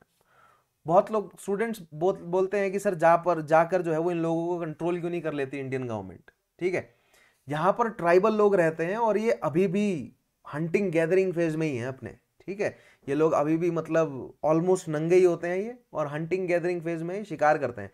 जब ऊपर से एयरक्राफ्ट जाता है ना सेंटिनल आइलैंड पर, तो तीर चलाते हैं लोग उस एयरक्राफ्ट पर, ठीक है। तो सेंटिनल आइलैंड को इंडियन गवर्नमेंट और यूनेस्को ने भी फैसला किया है कि इनको छेड़ना ही नहीं, ये जैसा चल रहा है इनका चलने दो, इनको जोड़ना ही नहीं हमने मॉडर्न कल्चर के साथ। क्यों? क्योंकि हमारे शरीर में जो बीमारियां हैं कई हजारों सालों से लोगों के बीच में कांटेक्ट नहीं बना है। हमारे शरीर में जो बैक्टीरियाज हैं, हमारे शरीर में जो बीमारियां हैं, वो इनके पास अगर गई, हम तो क्या हैं, हमको तो वैक्सीनेशन मिला हुआ है ना काफ़ी सारी बीमारियों का, ठीक है, बचपन में मिल जाता है। तो हम अगर वो बीमारियां लेके इनके पास जाएंगे तो पूरी पॉपुलेशन की वाइप आउट हो जाएगी। जैसे यूरोपियंस जब साउथ अमेरिका गए थे तो south American population 95% wipe out हो गई थी, ठीक है। तो वैसा ही कुछ इनके साथ ना हो जाए, इसलिए इनसे दूर ही रहा जाता है, ठीक है। और अगर कोई ह्यूमन कांटेक्ट बनने भी जाता है तो ये लोग लड़ने पर आ जाते हैं, मार भी देते हैं लोगों को, ठीक है। तो ये लोग अभी भी बहुत हद तक पुराने समय में ही जी, मतलब बहुत हद तक क्या, ऑलमोस्ट ये अपने अभी हंटिंग गैदरिंग फेज में ही है, ठीक है। खैर, माना यह जाता है कि जो सेंटिनियल आइलैंड की जो भाषा होगी वो कहीं ना कहीं अंडमान मतलब कि जो लैंग्वेज ग्रुप है इसी का ही हिस्सा होगी, ठीक है, यहीं से ये डेवलप हुई होगी। In addition Sentinelese an unattested language, ठीक है, अभी तक अटेस्ट नहीं हुई है Sentinelese of Andaman island, is generally considered to be related and part of the language family. बहुत इंपॉर्टेंट, राइट। आगे बढ़ते हैं, अब देखते हैं लैंग्वेज आइसोलेट का मतलब क्या होता है। A language isolate is a natural language which with no demonstrable genetic relationship with other language. Language isolate ऐसी भाषा जो कि किसी और लैंग्वेज से जुड़ती हुई आपको नहीं नजर आएंगी, जैसे कि इंडो यूरोपियन लैंग्वेजेस हैं, ये सब जेनेटिकली एक दूसरे से जुड़ रही हैं, ठीक है। मतलब अगर आप देखेंगे तो जर्मैनिक भाषाएं जो हैं वो संस्कृत भाषा से जुड़ती हुई नजर आएंगी। वहां पर माँ माँ माँ जो कॉन्सोनेंट है, राइट, या जो माँ की जो आवाज है वो मदर फिगर के लिए, समझ रहे हैं, मतलब एक बायोलॉजिकल मदर के लिए इस्तेमाल हो रहा है, राइट। और सेम गोज फॉर हिंदी में, हिंदी में भी माता कहा जा रहा है, वहां पर मदर कहा जा रहा है, यहाँ पर भ्राता कहा जा रहा है, वहां ब्रदर कहा जा रहा है, समझ रहे हैं। तो ये कुछ, ये समझ रहे हैं, मतलब कहने मतलब कि लैंग्वेजेस जुड़ी हुई हैं, यानी सेम लैंग्वेज ग्रुप का हिस्सा है ये, राइट। लेकिन कुछ ऐसी लैंग्वेजेस हैं जो कि किसी से भी नहीं जुड़ रही, बिल्कुल अलग हैं। The only language found in Indian mainland that is considered a language isolate is Nahali. Nahali जो है वो मुंडा लैंग्वेज, मतलब मुंडा जो रीजन है ना, यानी कि उड़ीसा झारखंड वाला रीजन है, यहां पर बोली जाने वाली एक लैंग्वेज है, उसको आप लैंग्वेज आइसोलेट कहेंगे। उसका मिलना जुलना किसी से भी नहीं है। The status of Nahali is ambiguous, लेकिन अभी भी डाउट है। Having been considered a distinct Austro Asiatic language as a dialect of Munda language, इसको कुछ स्कॉलर जो हैं वो आइसोलेट लैंग्वेज मानते हैं, कुछ स्कॉलर कहते हैं कि नहीं, ये मुंडा यानी कि ऑस्ट्रो एशियाटिक लैंग्वेज का ही एक ऐसा डायलेक्ट है जो कि उनकी भाषा से थोड़ा ज्यादा दूर निकल आया, इसलिए कोई आपको खास कॉमन लिंक बीच में नहीं दिखेगा, ठीक है। बहुत ही रेयर लय, भाषा, मतलब किस तरह के वर्ड्स का इस्तेमाल किया जाता है, उन सब को जोड़ने पर महसूस होता है कि मुंडा लैंग्वेज ग्रुप का ही कोई एक ये बिछड़ा हुआ सा डायलेक्ट है, ठीक है, ध्यान रखेंगे। अदरवाइज काफी सारे साइंटिस्ट मानते हैं कि नहाली क्या है, एक लैंग्वेज आइसोलेट है। बहुत इंपॉर्टेंट पॉइंट। नेक्स्ट देखते हैं लिंग्विस्टिक सेंसस, देखें इंडिया का। तो लिंग्विस्टिक सेंसस एंड स्टैटिस्टिक्स में कुछ एक बेसिक पॉइंट, आगे मैं आपको अलग से सेंसस पढ़ाऊंगा तो वहां पर हम पढ़ेंगे ही, लेटेस्ट सेंसस पढ़ना है हमें, राइट।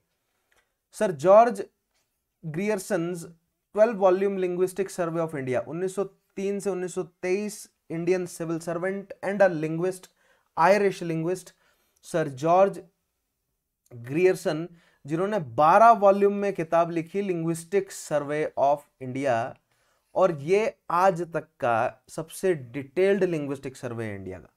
इवन मतलब 21st सेंचुरी में भी इतना डिटेल्ड लिंग्विस्टिक सर्वे करने की जरूरत ही नहीं पड़ी।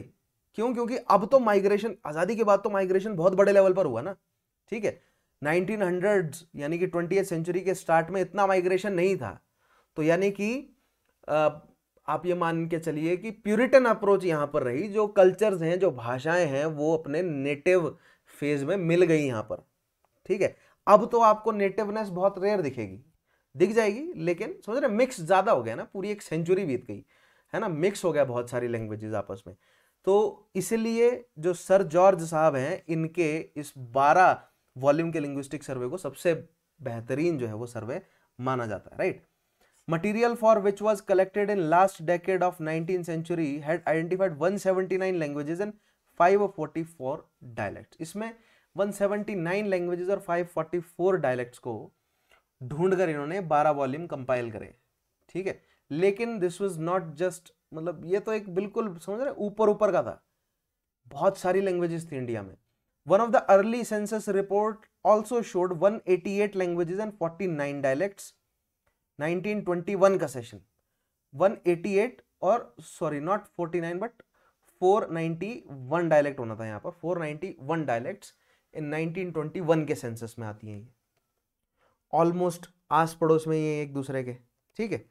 However, there has been no proper enumeration of languages in India for nearly a century. लेकिन प्रॉपर रिसर्च जो है वो नहीं हुई है। सर जॉर्ज ग्रेयरसन की रिसर्च के बाद अभी तक भारत सरकार ने भी लिंग्विस्टिक रिसर्च नहीं करवाई है। लेकिन आप ये मान सकते हैं, कहीं ना कहीं मैंने एक एस्टिमेशन पढ़ा था, I am not sure about the मतलब authenticity of that source, but I still share it with you ताकि आपको एक परसेप्शन मिल जाए कि लगभग 1700 से प्लस भाषाएं हैं भारत में और 22 हजार से 24,000 के आसपास डायलेक्ट्स हैं उनके, ठीक है, मतलब लहजे हैं, 22,000 से 24,000 के आसपास लहजे हैं और 1700 से प्लस लैंग्वेजेस हैं। लेकिन कोई ये ठोस सबूत जो है वो क्रेडिबल नहीं है, ठीक है।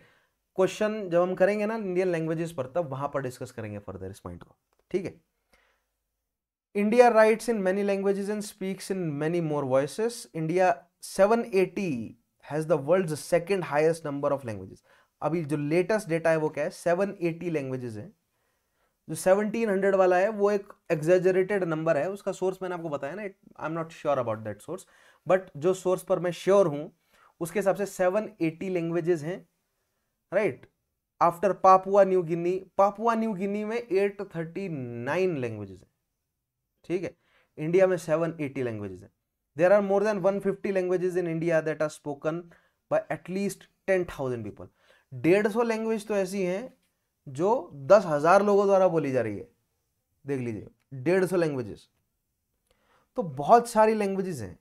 तो ये समझ रहे, डिफरेंट इतनी सारी लैंग्वेजेस हैं तो कल्चरल डाइवर्सिटी भी होगी, right.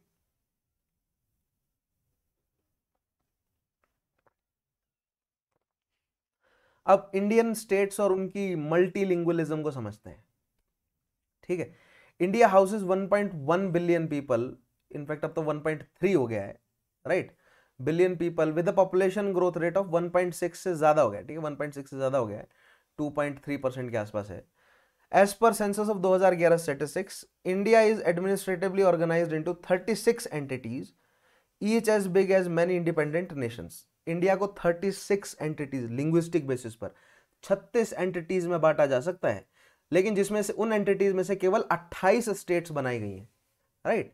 There are 28 states and 7 तो नहीं, अब 8 हो गया यहाँ पर, 8 union territories broadly set up on linguistic principle. So India में जो राज्य हैं और जो क्या बोलते हैं इनको यूनियन टेरिटरीज हैं, ये लैंग्वेज के बेसिस पर, समझ रहे हैं आप।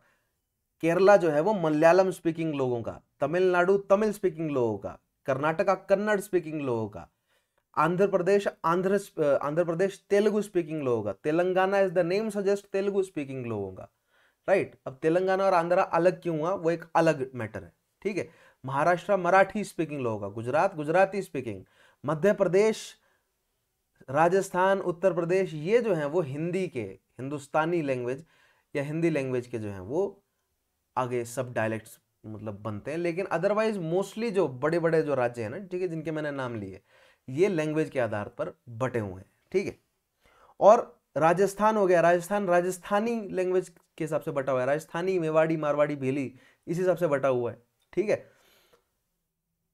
हरियाणा, दिल्ली, उत्तर प्रदेश, मध्य प्रदेश, ये जो राज्य है ना, ये आपस में बटे हैं एक ही भाषा ग्रुप, हिंदी के अंडर ही है ये, लेकिन हिंदी के अलग अलग डायलेक्ट के हिसाब से ना।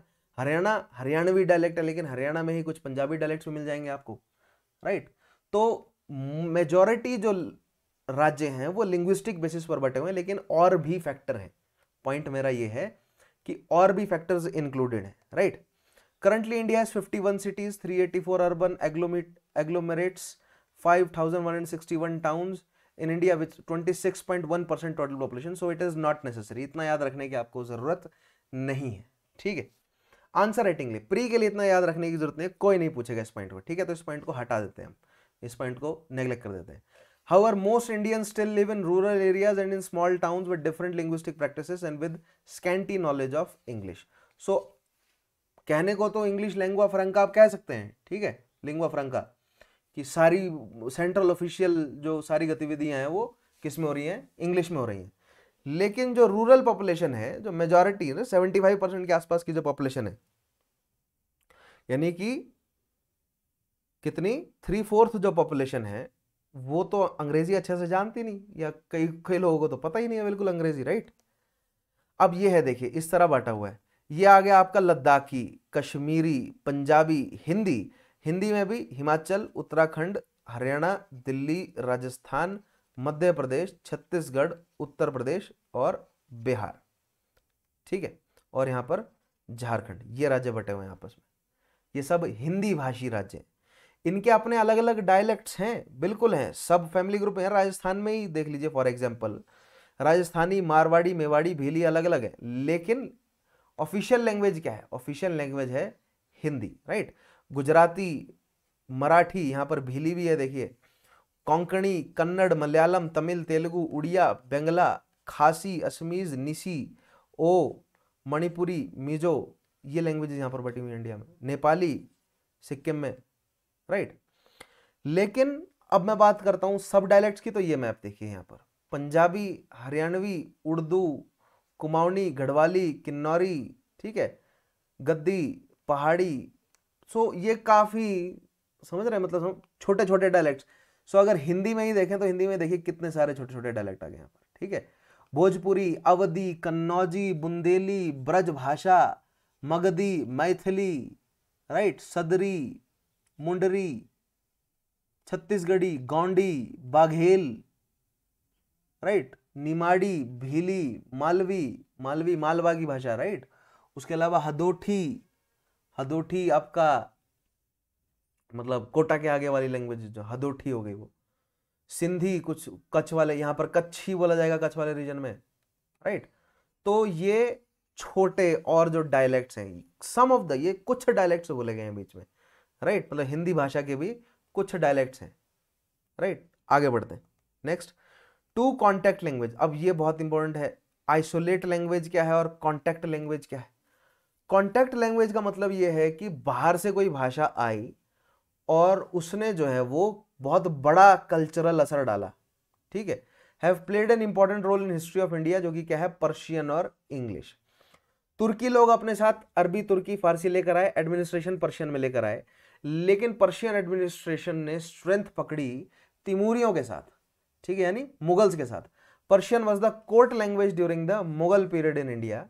It reigned as an administrative language for several centuries until the era of British consolidation. 1835 तक, 1835 तक, 1560 से लेकर 1560 में पहली बार पर्शियन लैंग्वेज को मतलब एडमिनिस्ट्रेशन में ऐड करना शुरू किया गया। 1560 से लेकर 1835 तक Persian language majority of India में ऑफिशियल लैंग्वेज की तरह काम करती रही, तो काफी बड़ा असर है।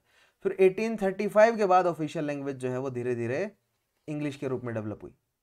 और फिर आजादी के बाद जब लैंग्वेजेस को शेड्यूल किया गया तो राज्यों में ऑफिशियल या फर्स्ट लैंग्वेजेस जो हैं वो राज्य के हो गए, राइट। जैसे महाराष्ट्र में मराठी, गुजराती, ये सब लैंग्वेजेस, राइट। आगे बात करते हैं शेड्यूल लैंग्वेजेस की भी।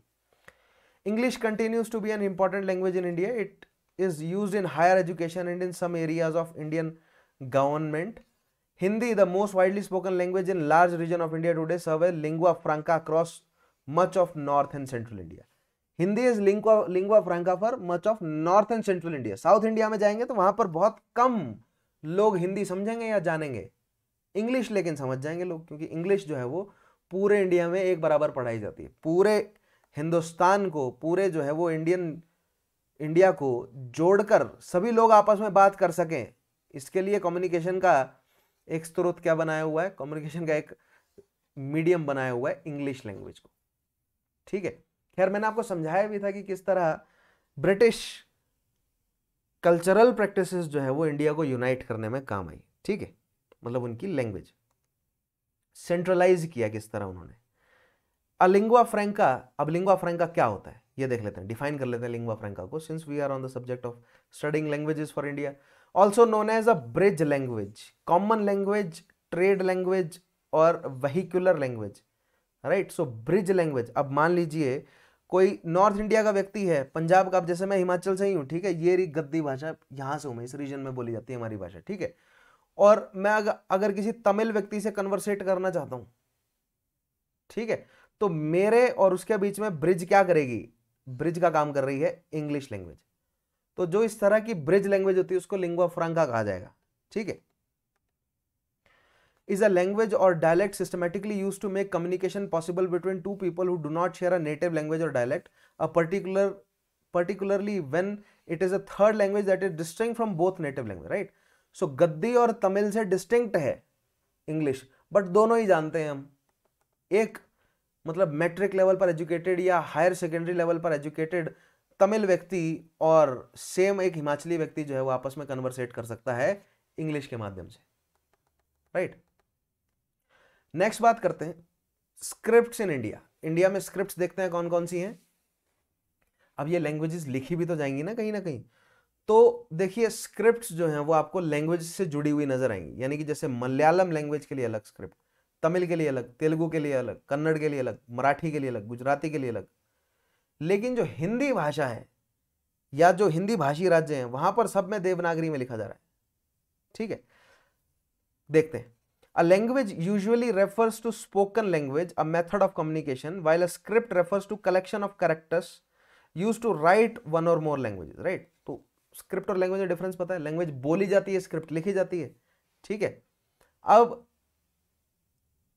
नेक्स्ट पॉइंट देखिएगा, a language is a method of communication, the purpose of language is to allow one to share and understand the thoughts of one another. तो ये तो सब मतलब समझ रहे बेसिक कॉन्सेप्ट है कि लैंग्वेज क्या है, एक्सप्रेस करने का माध्यम है। मैं अपने इमोशंस को, अपनी फीलिंग्स को लैंग्वेज के माध्यम से एक्सप्रेस कर रहा हूं, और अगर मेरी लैंग्वेज आप समझते हैं तो आप मेरे इमोशंस, मेरी फीलिंग्स या जो भी मेरे थॉट्स हैं उसको आप समझ पा रहे हैं, जिसको मैं लैंग्वेज के माध्यम से एक्सप्रेस कर रहा हूं, ठीक है। स्क्रिप्ट की बात करते हैं। सबसे पहले इंडस स्क्रिप्ट। अब इंडियन सबकॉन्टिनेंट में पाई गई सबसे पुरानी स्क्रिप्ट है इंडस स्क्रिप्ट, और अभी तक डिसाइफर भी नहीं हुई है। As known as Harappan script, it is corpus of symbol produced by corpus, यानी कि symbols हैं, एक तरह से ये पिक्टोग्राफिक स्क्रिप्ट है, right. Produced by Indus valley civilization between 3500 से 1900 BCE. Most inscriptions containing these symbols are extremely short. 5-6 characters लिखे होते हैं, ज्यादा नहीं। The script has not yet been deciphered.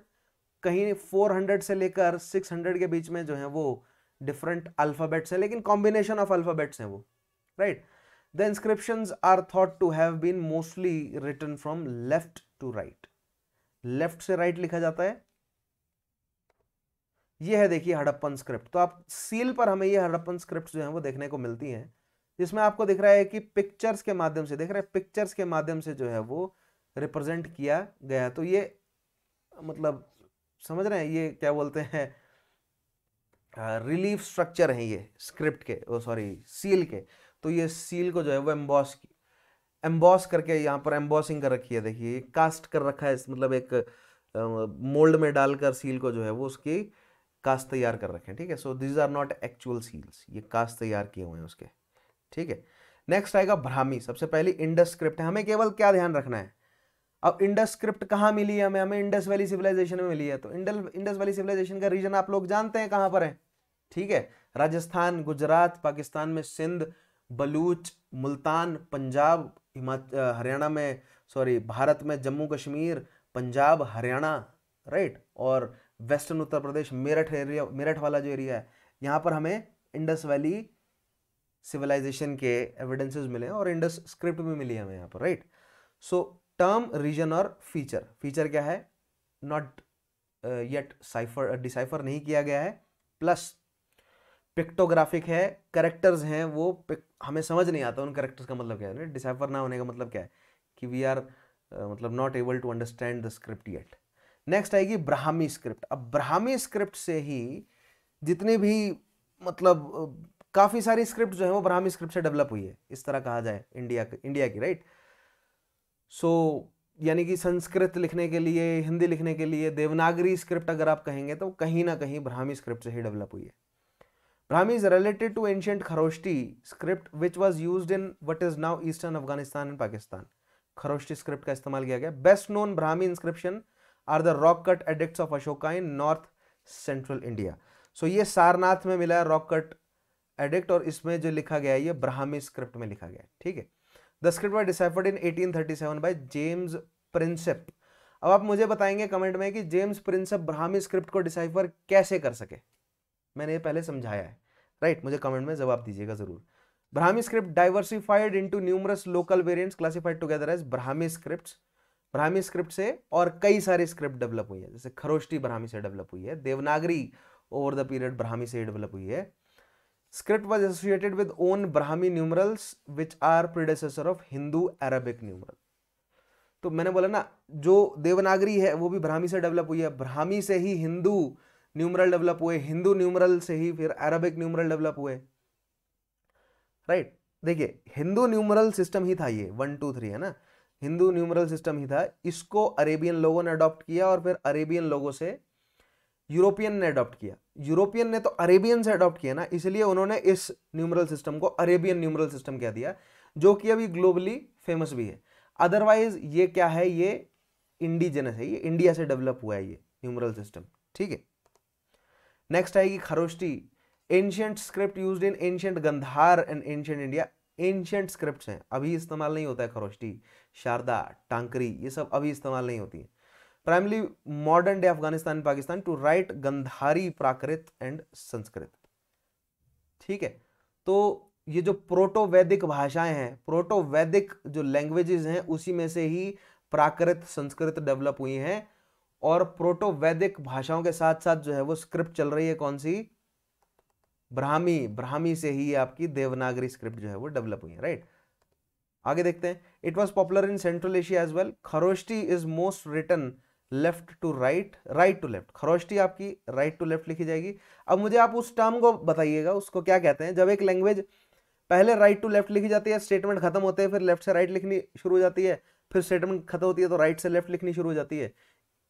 इस पैटर्न को अगर कोई लैंग्वेज, कोई स्क्रिप्ट अगर फॉलो करती है तो इस पैटर्न को क्या कहा जाता है. इंडस वैली सिविलाइजेशन की जो मतलब इंडस स्क्रिप्ट जो है वो भी इसी पैटर्न को फॉलो करती है कुछ जगहों पर, हमेशा नहीं, अदरवाइज वो लेफ्ट से राइट लिखी जाती है. Some inscriptions already show the left to right direction that was to become universal for later South Asian scripts. ठीक है. सो वैसे तो राइट से लेफ्ट लिखी जाती है, धीरे धीरे लेफ्ट से राइट लिखा जाना जो है वो साउथ एशियन सभी स्क्रिप्ट्स के लिए डेवलप हुआ एक ट्रेडिशन, राइट. नेक्स्ट आएगी Devanagari. Devanagari script has roots in ancient Brahmi script family. ठीक है. ब्राह्मी से ही डेवलप हुई है देवनागरी, जिसमें हम हिंदी या संस्कृत को लिखते हैं. ठीक है. Devanagari is an abugida alphabet of India and Nepal. अब अबुगीडा लैंग्वेज क्या होती है, ठीक. अबुगीडा स्क्रिप्ट क्या है, या अबुगीडा राइटिंग सिस्टम क्या है. तो अबुगीडा राइटिंग सिस्टम क्या होता है, अब जैसे हम इंग्लिश लिखते हैं, ठीक है, तो इंग्लिश में क्या लिखा हमने, देवनागरी. ये कॉन्सोनेंट आ गया, ये वावल आया, अलग है कॉन्सोनेंट से, है ना. ये फिर कॉन्सोनेंट आया दे, ये फिर आया वावल. सो देख रहे हैं आप, कॉन्सोनेंट और वावल जो है वो अलग हैं. लेकिन एक अबुगीडा लैंग्वेज सिस्टम में कॉन्सोनेंट और कॉन्सोनेंट के साथ जुड़ेगा वावल. समझ रहे हैं आप, देख रहे हैं, जितने हिंदी में कहीं भी क्या वावल अलग से लगता है, नहीं, कॉन्सोनेंट के साथ लगता है. अगर वावल से शुरू हो रहा हो कोई शब्द वो अलग बात है, लेकिन कॉन्सोनेंट के साथ या बाद में लगेगा वावल, है ना. अगर मुझे दा लिखना है तो कॉन्सोनेंट एंड देन वावल, है ना, राइट. सो इस तरह की भाषा को कहा जाता है अबुगीडा, जिसमें कॉन्सोनेंट के साथ लगता है वावल, तब जाके कोई शब्द जो है वो प्रिपेयर होता है. इसको अबुगीडा राइटिंग सिस्टम कहा जाता है, जिसमें देवनागरी भी आती है. ठीक है. It is written from left to right. It has strong preference for symmetrical rounded shapes. Symmetrical rounded shapes आपको नजर आ जाएंगे हर जगह, है ना, क, ब, न, म, ये सिमेट्रिकल राउंडेड शेप्स हैं इसमें. Is recognizable by a horizontal line that runs around along the top of full letter, right. Horizontal line चलेगी. ठीक है. सो इससे हमें पता चलता है कि स्क्रिप्ट कौन सी है, देवनागरी है. Next, Devanagari script is used for over 120 languages, making it one of the most used adopted writing system in the world. ठीक. केवल हिंदी के लिए नहीं, अन्य कई भाषाओं के लिए. आप मुझे एग्जांपल में बताएंगे और कौन कौन सी इंडियन ऐसी लैंग्वेजेस हैं जिनके लिए देवनागरी स्क्रिप्ट इस्तेमाल हो रही है, ठीक है। शेड्यूल्ड लैंग्वेज बताएं तो बेटर रहेगा। एग्जाम्पल में मुझे, सॉरी, कमेंट में मुझे जवाब जरूर दें, excuse me.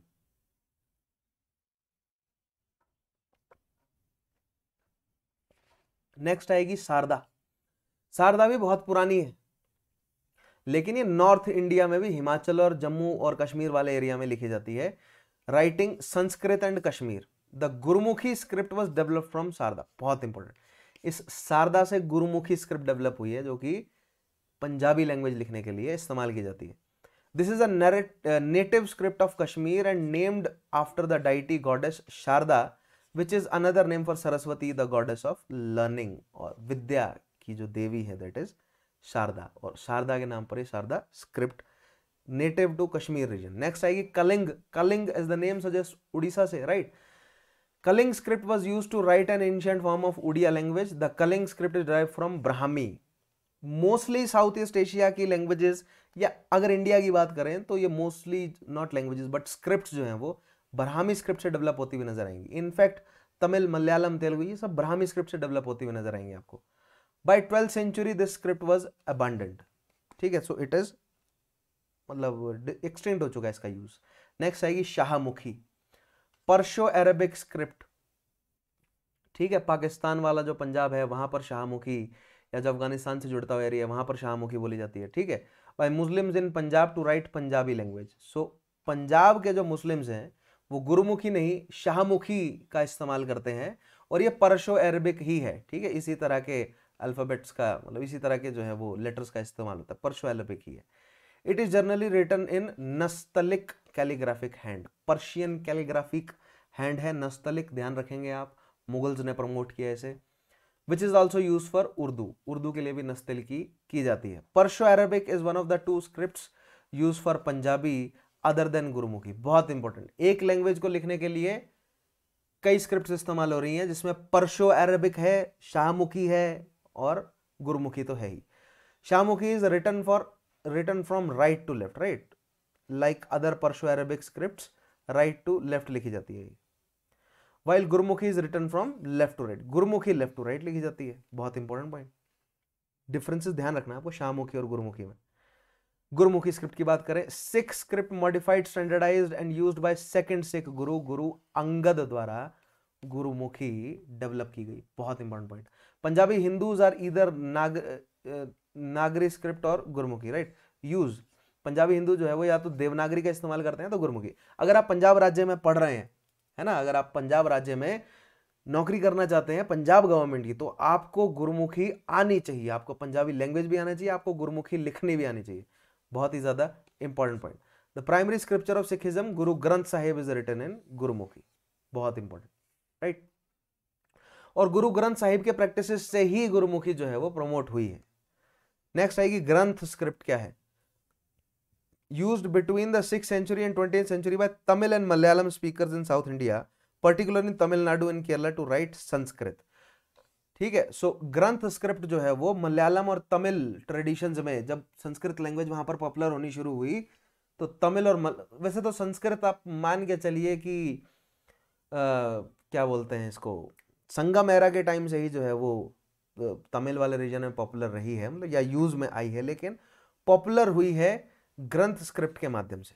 It is a Brahmic script, ब्राह्मिक से निकल रही है, having evolve from Tamil Brahmi. The Malayalam script is a direct descent of ग्रंथ। बहुत इंपॉर्टेंट, मलयालम तो ग्रंथ से निकल कर आ रही है, और तमिल भी कहीं ना कहीं आपको ग्रंथ स्क्रिप्ट से जुड़ती हुई नजर आएंगी। और ये ब्राह्मी, मैंने बोला ना, ये तमिल, सॉरी, मलयालम, ये सारी स्क्रिप्ट जो है वो ब्राह्मी से ही निकली है, ठीक है। नेक्स्ट आएगी Gujarati. It is use to write Gujarati and Kutchi languages.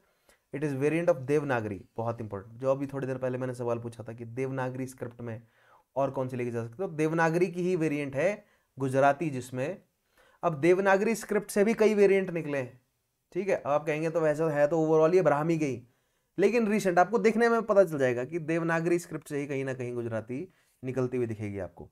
Differentiated by the loss of characteristic horizontal line, है ना, लेकिन ऊपर ऐसे हॉरिजॉन्टल लाइन नहीं होती गुजराती में, देवनागरी में होती है।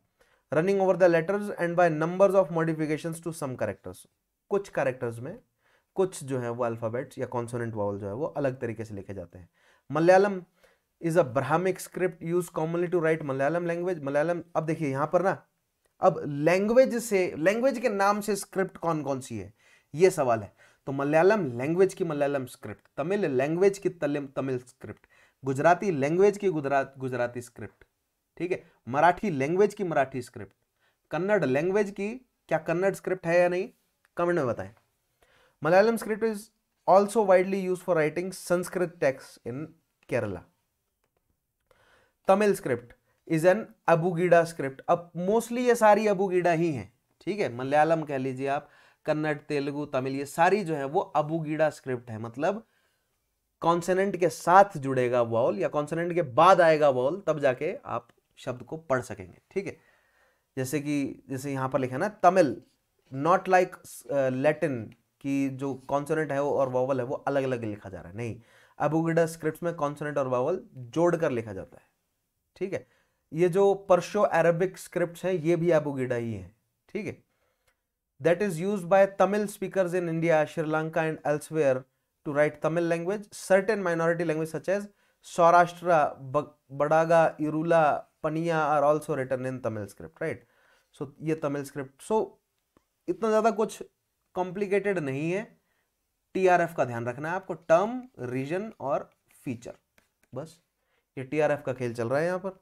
नेक्स्ट तेलुगु स्क्रिप्ट आ गई, is used to write Telugu language which is spoken in southern Indian state of Andhra Pradesh and Telangana, closely related to Kannada script and is derive from old Kannada script. अब देखिए मैंने आपको बोला ना, कन्नड़ और तेलुगु ट्रेडिशंस जुड़ रहे हैं आपस में, ये इनकी लैंग्वेजेस भी आपस में जुड़ रही हैं, इनकी स्क्रिप्ट भी, इनकी डांस भी, इनका म्यूजिक भी, इनकी मार्शल आर्ट्स भी आपस में जुड़ती हैं, ठीक है, इनका पपेट्री भी आपस में जुड़ता है। तो कन्नड़ और तेलुगु जो समझ रहे आस पड़ोस में ही है और इनके कल्चर आपस में जुड़ते हैं। मलयालम, जिस तरह मलयालम और तमिल के कल्चर्स आपस में जुड़ते हैं, उसी तरह कन्नड़ और तेलुगु के कल्चर्स आपस में जुड़ते हैं। कन्नड़ मलयालम में दूरी है, तेलुगु तमिल में दूरी है, लेकिन ये कल्चर्स आपस में जो है वो थोड़े बहुत जुड़ते हुए आपको नजर आएंगे, बिल्कुल।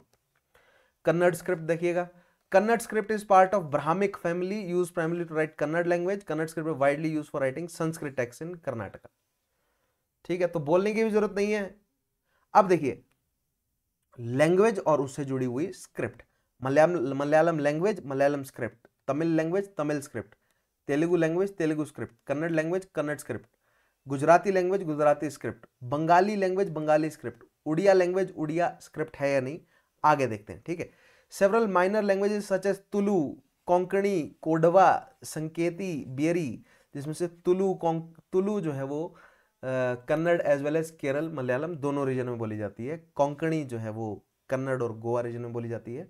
Also use alphabets based on Kannada script, Kannada script से ही, कन्नड़ से ही आपकी डेवलप हुई है तेलुगु, और कन्नड़ से ही कोंकणी, तुलु, ये सब भी, right. The script is written from left to right, क्योंकि ब्राह्मी है तो लेफ्ट से राइट लिखी जाएगी। The characters set is almost identical to that of other Brahmic scripts. तो आपको मलयालम, तेलुगु, कन्नड़ और तमिल, इन चारों में ना आपको कंफ्यूजन हो जाएगा कि ये सिमिलर हैं, ऑलमोस्ट सिमिलर देखने को मिलेंगी, लेकिन जिसको समझ है, मतलब जो एक्चुअली में जानता है भाषाएं, वो समझ जाएगा, लेकिन आपको ओवरऑल देखने में सिमिलर लगेंगी।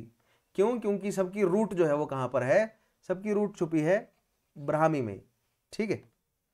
Bengali script, this script is a Nagari derived, again Gujarati जो है वो देवनागरी से, नागरी से, देखिए प्रोटो देवनागरी को नागरी स्क्रिप्ट कहा जाता है, नागरी से डेवलप हुई है देवनागरी, और नागरी के साथ साथ ही गुजराती और बंगाली स्क्रिप्ट भी डेवलप हुई है, ठीक है। This script is Nagari derived script that appeared in east and south Asia around 11th century CE. It is still currently used in Bangladesh as well as the state of West Bengal. तो वेस्ट बंगाल में बंगला स्क्रिप्ट इस्तेमाल होती है। The script is also the parent to many other script in eastern India, Oriya, Manipuri और मैथिली, ठीक है।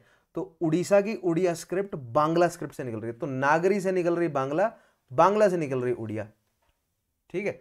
देखिए नागरी से देवनागरी अलग निकली है, नागरी से गुजराती अलग निकली है, देवनागरी से बांग्ला गुजराती कहना सही नहीं रहेगा, नागरी से देवनागरी, नागरी से ही गुजराती, नागरी से ही बांग्ला, बांग्ला से उड़िया, ये आपको ट्री ध्यान रखना है, बहुत इंपॉर्टेंट है।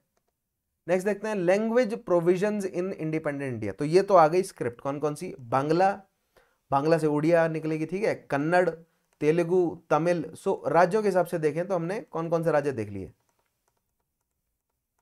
देवनागरी, खरोष्टी, अब ब्राह्मी हो गई, खरोष्टो हो गई, ये तो अब इस्तेमाल नहीं होती।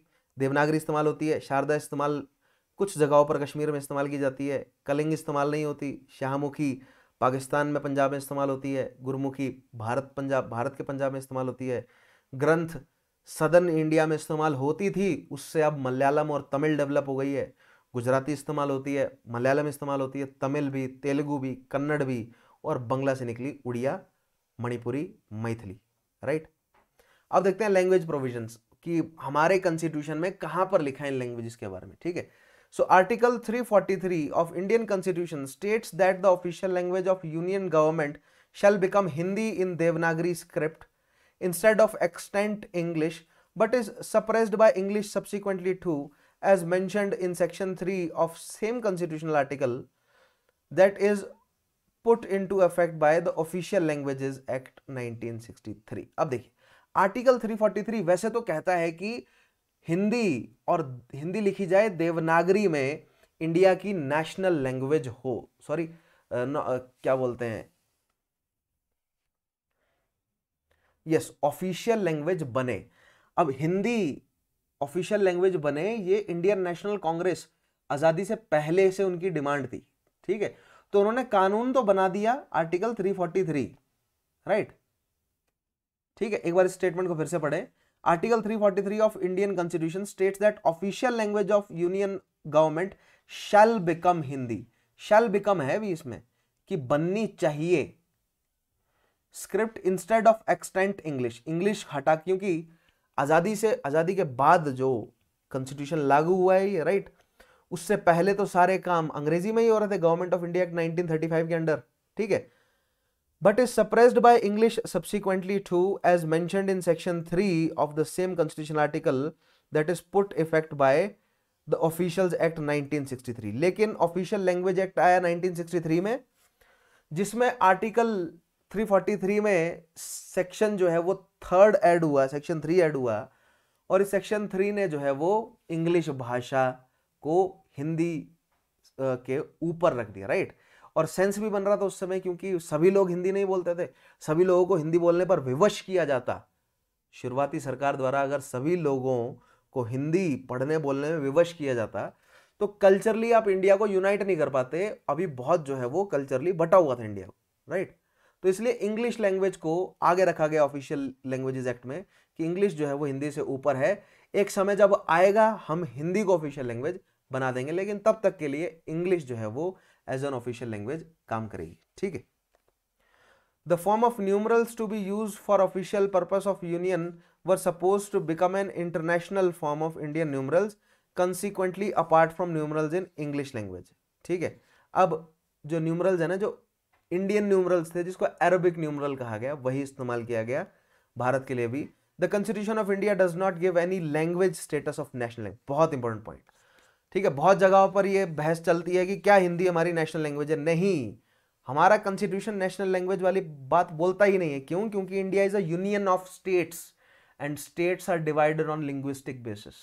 भारत में अलग अलग राज्य लैंग्वेज के हिसाब से तो बटे हुए हैं, तो आप नेशनल लैंग्वेज कैसे बोल सकते हैं? एक लैंग्वेज नहीं है, ठीक है। ऑफिशियल लैंग्वेज इंग्लिश और हिंदी हो सकती है, लेकिन नेशनल लैंग्वेज नहीं हो सकती इंडिया की, राइट। होनी चाहिए, प्रोविजन है उसके लिए 343, राइट, आर्टिकल 343 है उसके लिए, लेकिन अभी वो पूरी तरह इफेक्ट में नहीं है, क्योंकि उसको सुपरसीड कर दे रहा है उसी का ही सेक्शन 3 जो कि ऐड हुआ ऑफिशियल लैंग्वेज एक्ट 1963 से, राइट। बात करते हैं क्लासिकल लैंग्वेजेस की। तो इंडिया में कुछ क्लासिकल लैंग्वेजेस, अब क्लासिकल लैंग्वेज के बारे में मैंने आपको पहले कई बार बताया। In 2004 the government of India declared that languages that met certain requirements could be accorded the status of classical languages in India. वो स्टेटस एक्वायर करने के लिए क्या क्राइटेरिया है, आगे डिस्कस करते हैं। Languages thus for declare to be classical कौन कौन सी है? तमिल, संस्कृत, कन्नड़, तेलुगु, मलयालम, उड़िया। तो दक्षिण भारत से शुरू हो जाए, मलयालम, तमिल, कन्नड़, तेलुगु, उड़िया और संस्कृत। ठीक है, अब संस्कृत किसी एक पर्टिकुलर रीजन की नहीं है, क्योंकि यहाँ हर जगह पर संस्कृत लिखी बोली गई है। ठीक है, जो मतलब ब्राह्मण क्लास है उसके द्वारा, और पूरे थ्रू आउट इंडिया में संस्कृत लिखी और बोली गई है। उड़िया 2014 में, मलयालम 2013 में ऐड हुई। तो ये लैंग्वेजेस जो है वो क्लासिकल क्यों कहलाई, अपार्ट फ्रॉम संस्कृत, ये लैंग्वेजेस क्लासिकल क्यों कहलाई, देखते हैं। क्राइटेरिया क्या है of eligibility of languages to be considered for classification as classical language क्या है? High antiquity of its early text recorded history over period of 1500 से 2000। 1500 से 2000 साल पुराना जो है वो लिटरेरी वर्क होना चाहिए उस लैंग्वेज में। सो तमिल लैंग्वेज, मलयालम लैंग्वेज, इनके लिटरेरी वर्क तो आपके संगम एरा के हैं, 2000 साल पहले के हैं। ठीक है, तो इसीलिए इनको ऐड किया जा सकता है किसमें, क्लासिकल लैंग्वेज। तो 1500 से 2000 साल पुराना तो इसका पहली बात तो लिटरेरी वर्क, लिटरेचर होना चाहिए, राइट। एंटिक्विटी होनी चाहिए उनकी इतनी पुरानी। A body of ancient literature text which is considered a valuable heritage by generation of speakers. एक ऐसा लिटरेचर का सेट होना चाहिए जो कि उस पर्टिकुलर रीजन के, उस पर्टिकुलर भाषा को बोलने वाले जो नेटिव लोग हैं उनके लिए वो बहुत वैल्यू का हो। जैसे संगम लिटरेचर तमिल के लोगों के लिए बहुत वैल्यू का है। ठीक है, इसलिए ऐसा कोई लिटरेचर, मलयालम लिटरेचर भी है, मलयालम में भी ऐसा लिटरेचर है, संगम लिटरेचर मलयालम में भी लिखा गया है जो कि मलयालम लोगों के लिए बहुत इंपॉर्टेंट है। Same goes for Andhra and Kannada, वहां पर भी ऐसे संस्कृत, देखिए लिखा संस्कृत में गया है। ठीक है, स्क्रिप्ट जो है वो इस्तेमाल की गई है, लेकिन कन्नड़ मान लीजिए, स्क्रिप्ट जो है वो तेलुगु इस्तेमाल की गई है, और बोला जाता है तेलुगु और संस्कृत में, सॉरी तेलुगु या कन्नड़ में, उनकी मतलब वहां की रीजनल लैंग्वेज में, राइट। सो उनको जो है वो एलिजिबल बनाता है of being a classical language. कहने का मतलब कि पिछले 1.5-2 हजार सालों से प्रिजर्व्ड कल्चर होना चाहिए, ये नहीं कि मिक्स हो गया, प्रिजर्व्ड कल्चर होना चाहिए और आज तक बचा हुआ होना चाहिए, इसीलिए उसको क्लासिकल जो है वो मतलब कहा जा सकता है, right. The literary tradition B original and not borrowed from another speech community. Next चीज, ओरिजिनल होना चाहिए। ठीक है, ऐसा नहीं है कि फारसियों से सीख लिया, अरबियों से सीख लिया और लिख दिया इंडिया में, नहीं। ठीक है, ओरिजिनल है, इसीलिए इनको क्लासिकल बनाया गया। The classical language and literature being distinct from modern, modern से अलग होना चाहिए, ऐसा नहीं कि मतलब कुछ रिलेशन नजर आ रहा है, अलग होना चाहिए बिल्कुल, है ना, मॉडर्न से बिल्कुल अलग है, ऑब्वियसली है। अब शिलापतिकरम को आप देखेंगे तो आपको मॉडर्न लिटरेचर नहीं नजर आएगा वैसा। ठीक है, उस लैंग्वेज जिस तरह वो लिखा गया है, जो ट्रेडिशंस फॉलो किए, लेकिन वो आज तक फेमस है तमिल रीजन में, राइट। अब देखते हैं languages in 8th schedule, languages जो हैं वो कौन कौन सी हैं। तो ये आपको समझ आया, पहले तो क्लासिकल लैंग्वेज कौन कौन सी हैं। ठीक है, ये मलयालम, तमिल, कन्नड़, तेलुगु, उड़िया और संस्कृत। ठीक है, तमिल, संस्कृत, कन्नड़, तेलुगु, मलयालम और उड़िया, ये क्या है आपकी क्लासिकल लैंग्वेजेस। कितनी है? 6 है, राइट। 1 2 3 4 5 6, यस। अब देखते हैं शेड्यूल्ड लैंग्वेज कौन कौन सी है। ऐसी कौन सी लैंग्वेज है जो एज अ सिलेबस जो है स्कूलों में पढ़ाई जा सकती है। ठीक है, उनकी प्रॉपर स्क्रिप्ट है। ऐसी 22 लैंग्वेजेस को शेड्यूल किया गया है। ठीक है, 8th शेड्यूल में डाला गया है हमारे कॉन्स्टिट्यूशन के। असमीज, बंगाली, गुजराती, हिंदी, कन्नड़, कश्मीरी, कोंकणी, मलयालम, मणिपुरी, मराठी, नेपाली, उड़िया, पंजाबी, संस्कृत, सिंधी, तमिल, तेलुगु, उर्दू, बोडो, संथाली, मैथिली और डोगरी।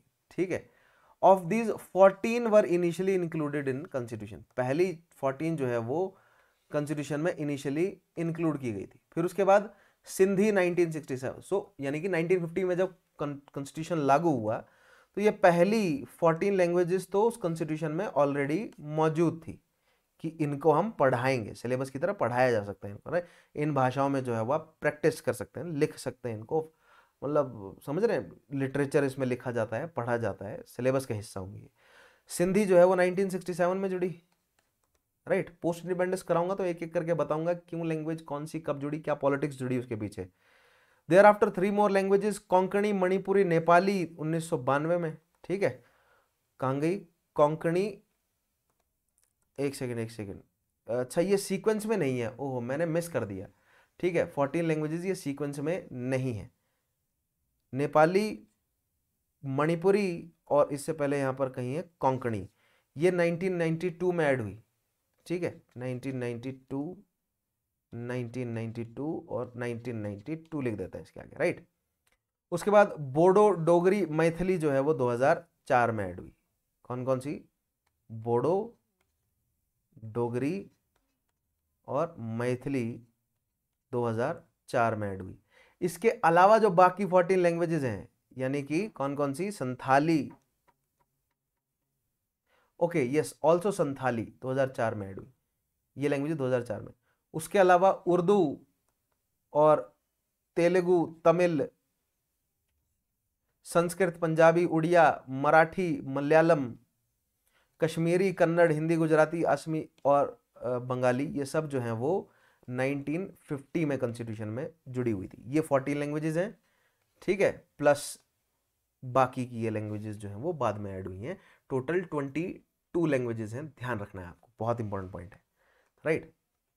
यहां पर आके हमारा ये टॉपिक होता है खत्म। ये 22 शेड्यूल्ड लैंग्वेज हमने देखी। 1950 में कौन कौन सी ऐड हुई, 1992 में कौन कौन सी ऐड हुई, 1967 और फिर 2004 में कौन सी ऐड हुई, राइट। उसके अलावा हमने क्लासिकल लैंग्वेजेस देखी 6, right, these are the classical language. उससे पहले हमने स्क्रिप्ट्स देखी, ठीक है, इंडिया के कौन से आर्टिकल में कौन सा प्रोविजन है, कौन सा ऑफिशियल एक्ट है, खैर आगे इनको फर्दर डिस्कस करेंगे डिटेल में, पोस्ट इंडिपेंडेंस जब समझाऊंगा, राइट। स्क्रिप्ट्स देखी हमने, किस लैंग्वेज से जुड़ी हुई कौन सी स्क्रिप्ट है, और सबसे पहले हमने कौन सी देखी थी, जो लैंग्वेज फैमिलीज है इंडिया में।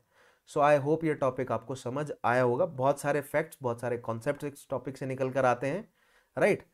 पीडीएफ कहाँ से मिलेगी आपको? मेरे Telegram channel Chauhan sir history, और जैसे कि मैंने आपको बोला ही, GS plus optional plus study material plus test series, ठीक है, प्लस आपको कॉम्बो पर डिस्काउंट मिल रहा है। कोड यूज कीजिए मेरा चौहान_सर_हिस्ट्री, राइट, और सब्सक्राइब करिए अनअकैडमी इन प्रोग्राम्स के साथ, और अपनी तैयारी जो है वो थॉरली शुरू करें। और अनअकैडमी का प्रॉमिस तो है ही, अगर आप 2 साल का प्लान लेते हैं और 2 साल में अगर आपको यूपीएससी नहीं निकलता है तो 1 साल का आपको और सब्सक्रिप्शन दिया जा रहा है अनअकैडमी की तरफ से, ठीक है। वीडियो को लाइक कीजिए, शेयर कीजिए, चैनल सब्सक्राइब नहीं किया तो सब्सक्राइब करें। मिलते हैं आपसे अगली वीडियो में, तब तक के लिए अपना ध्यान रखिए। Take care, have a nice day.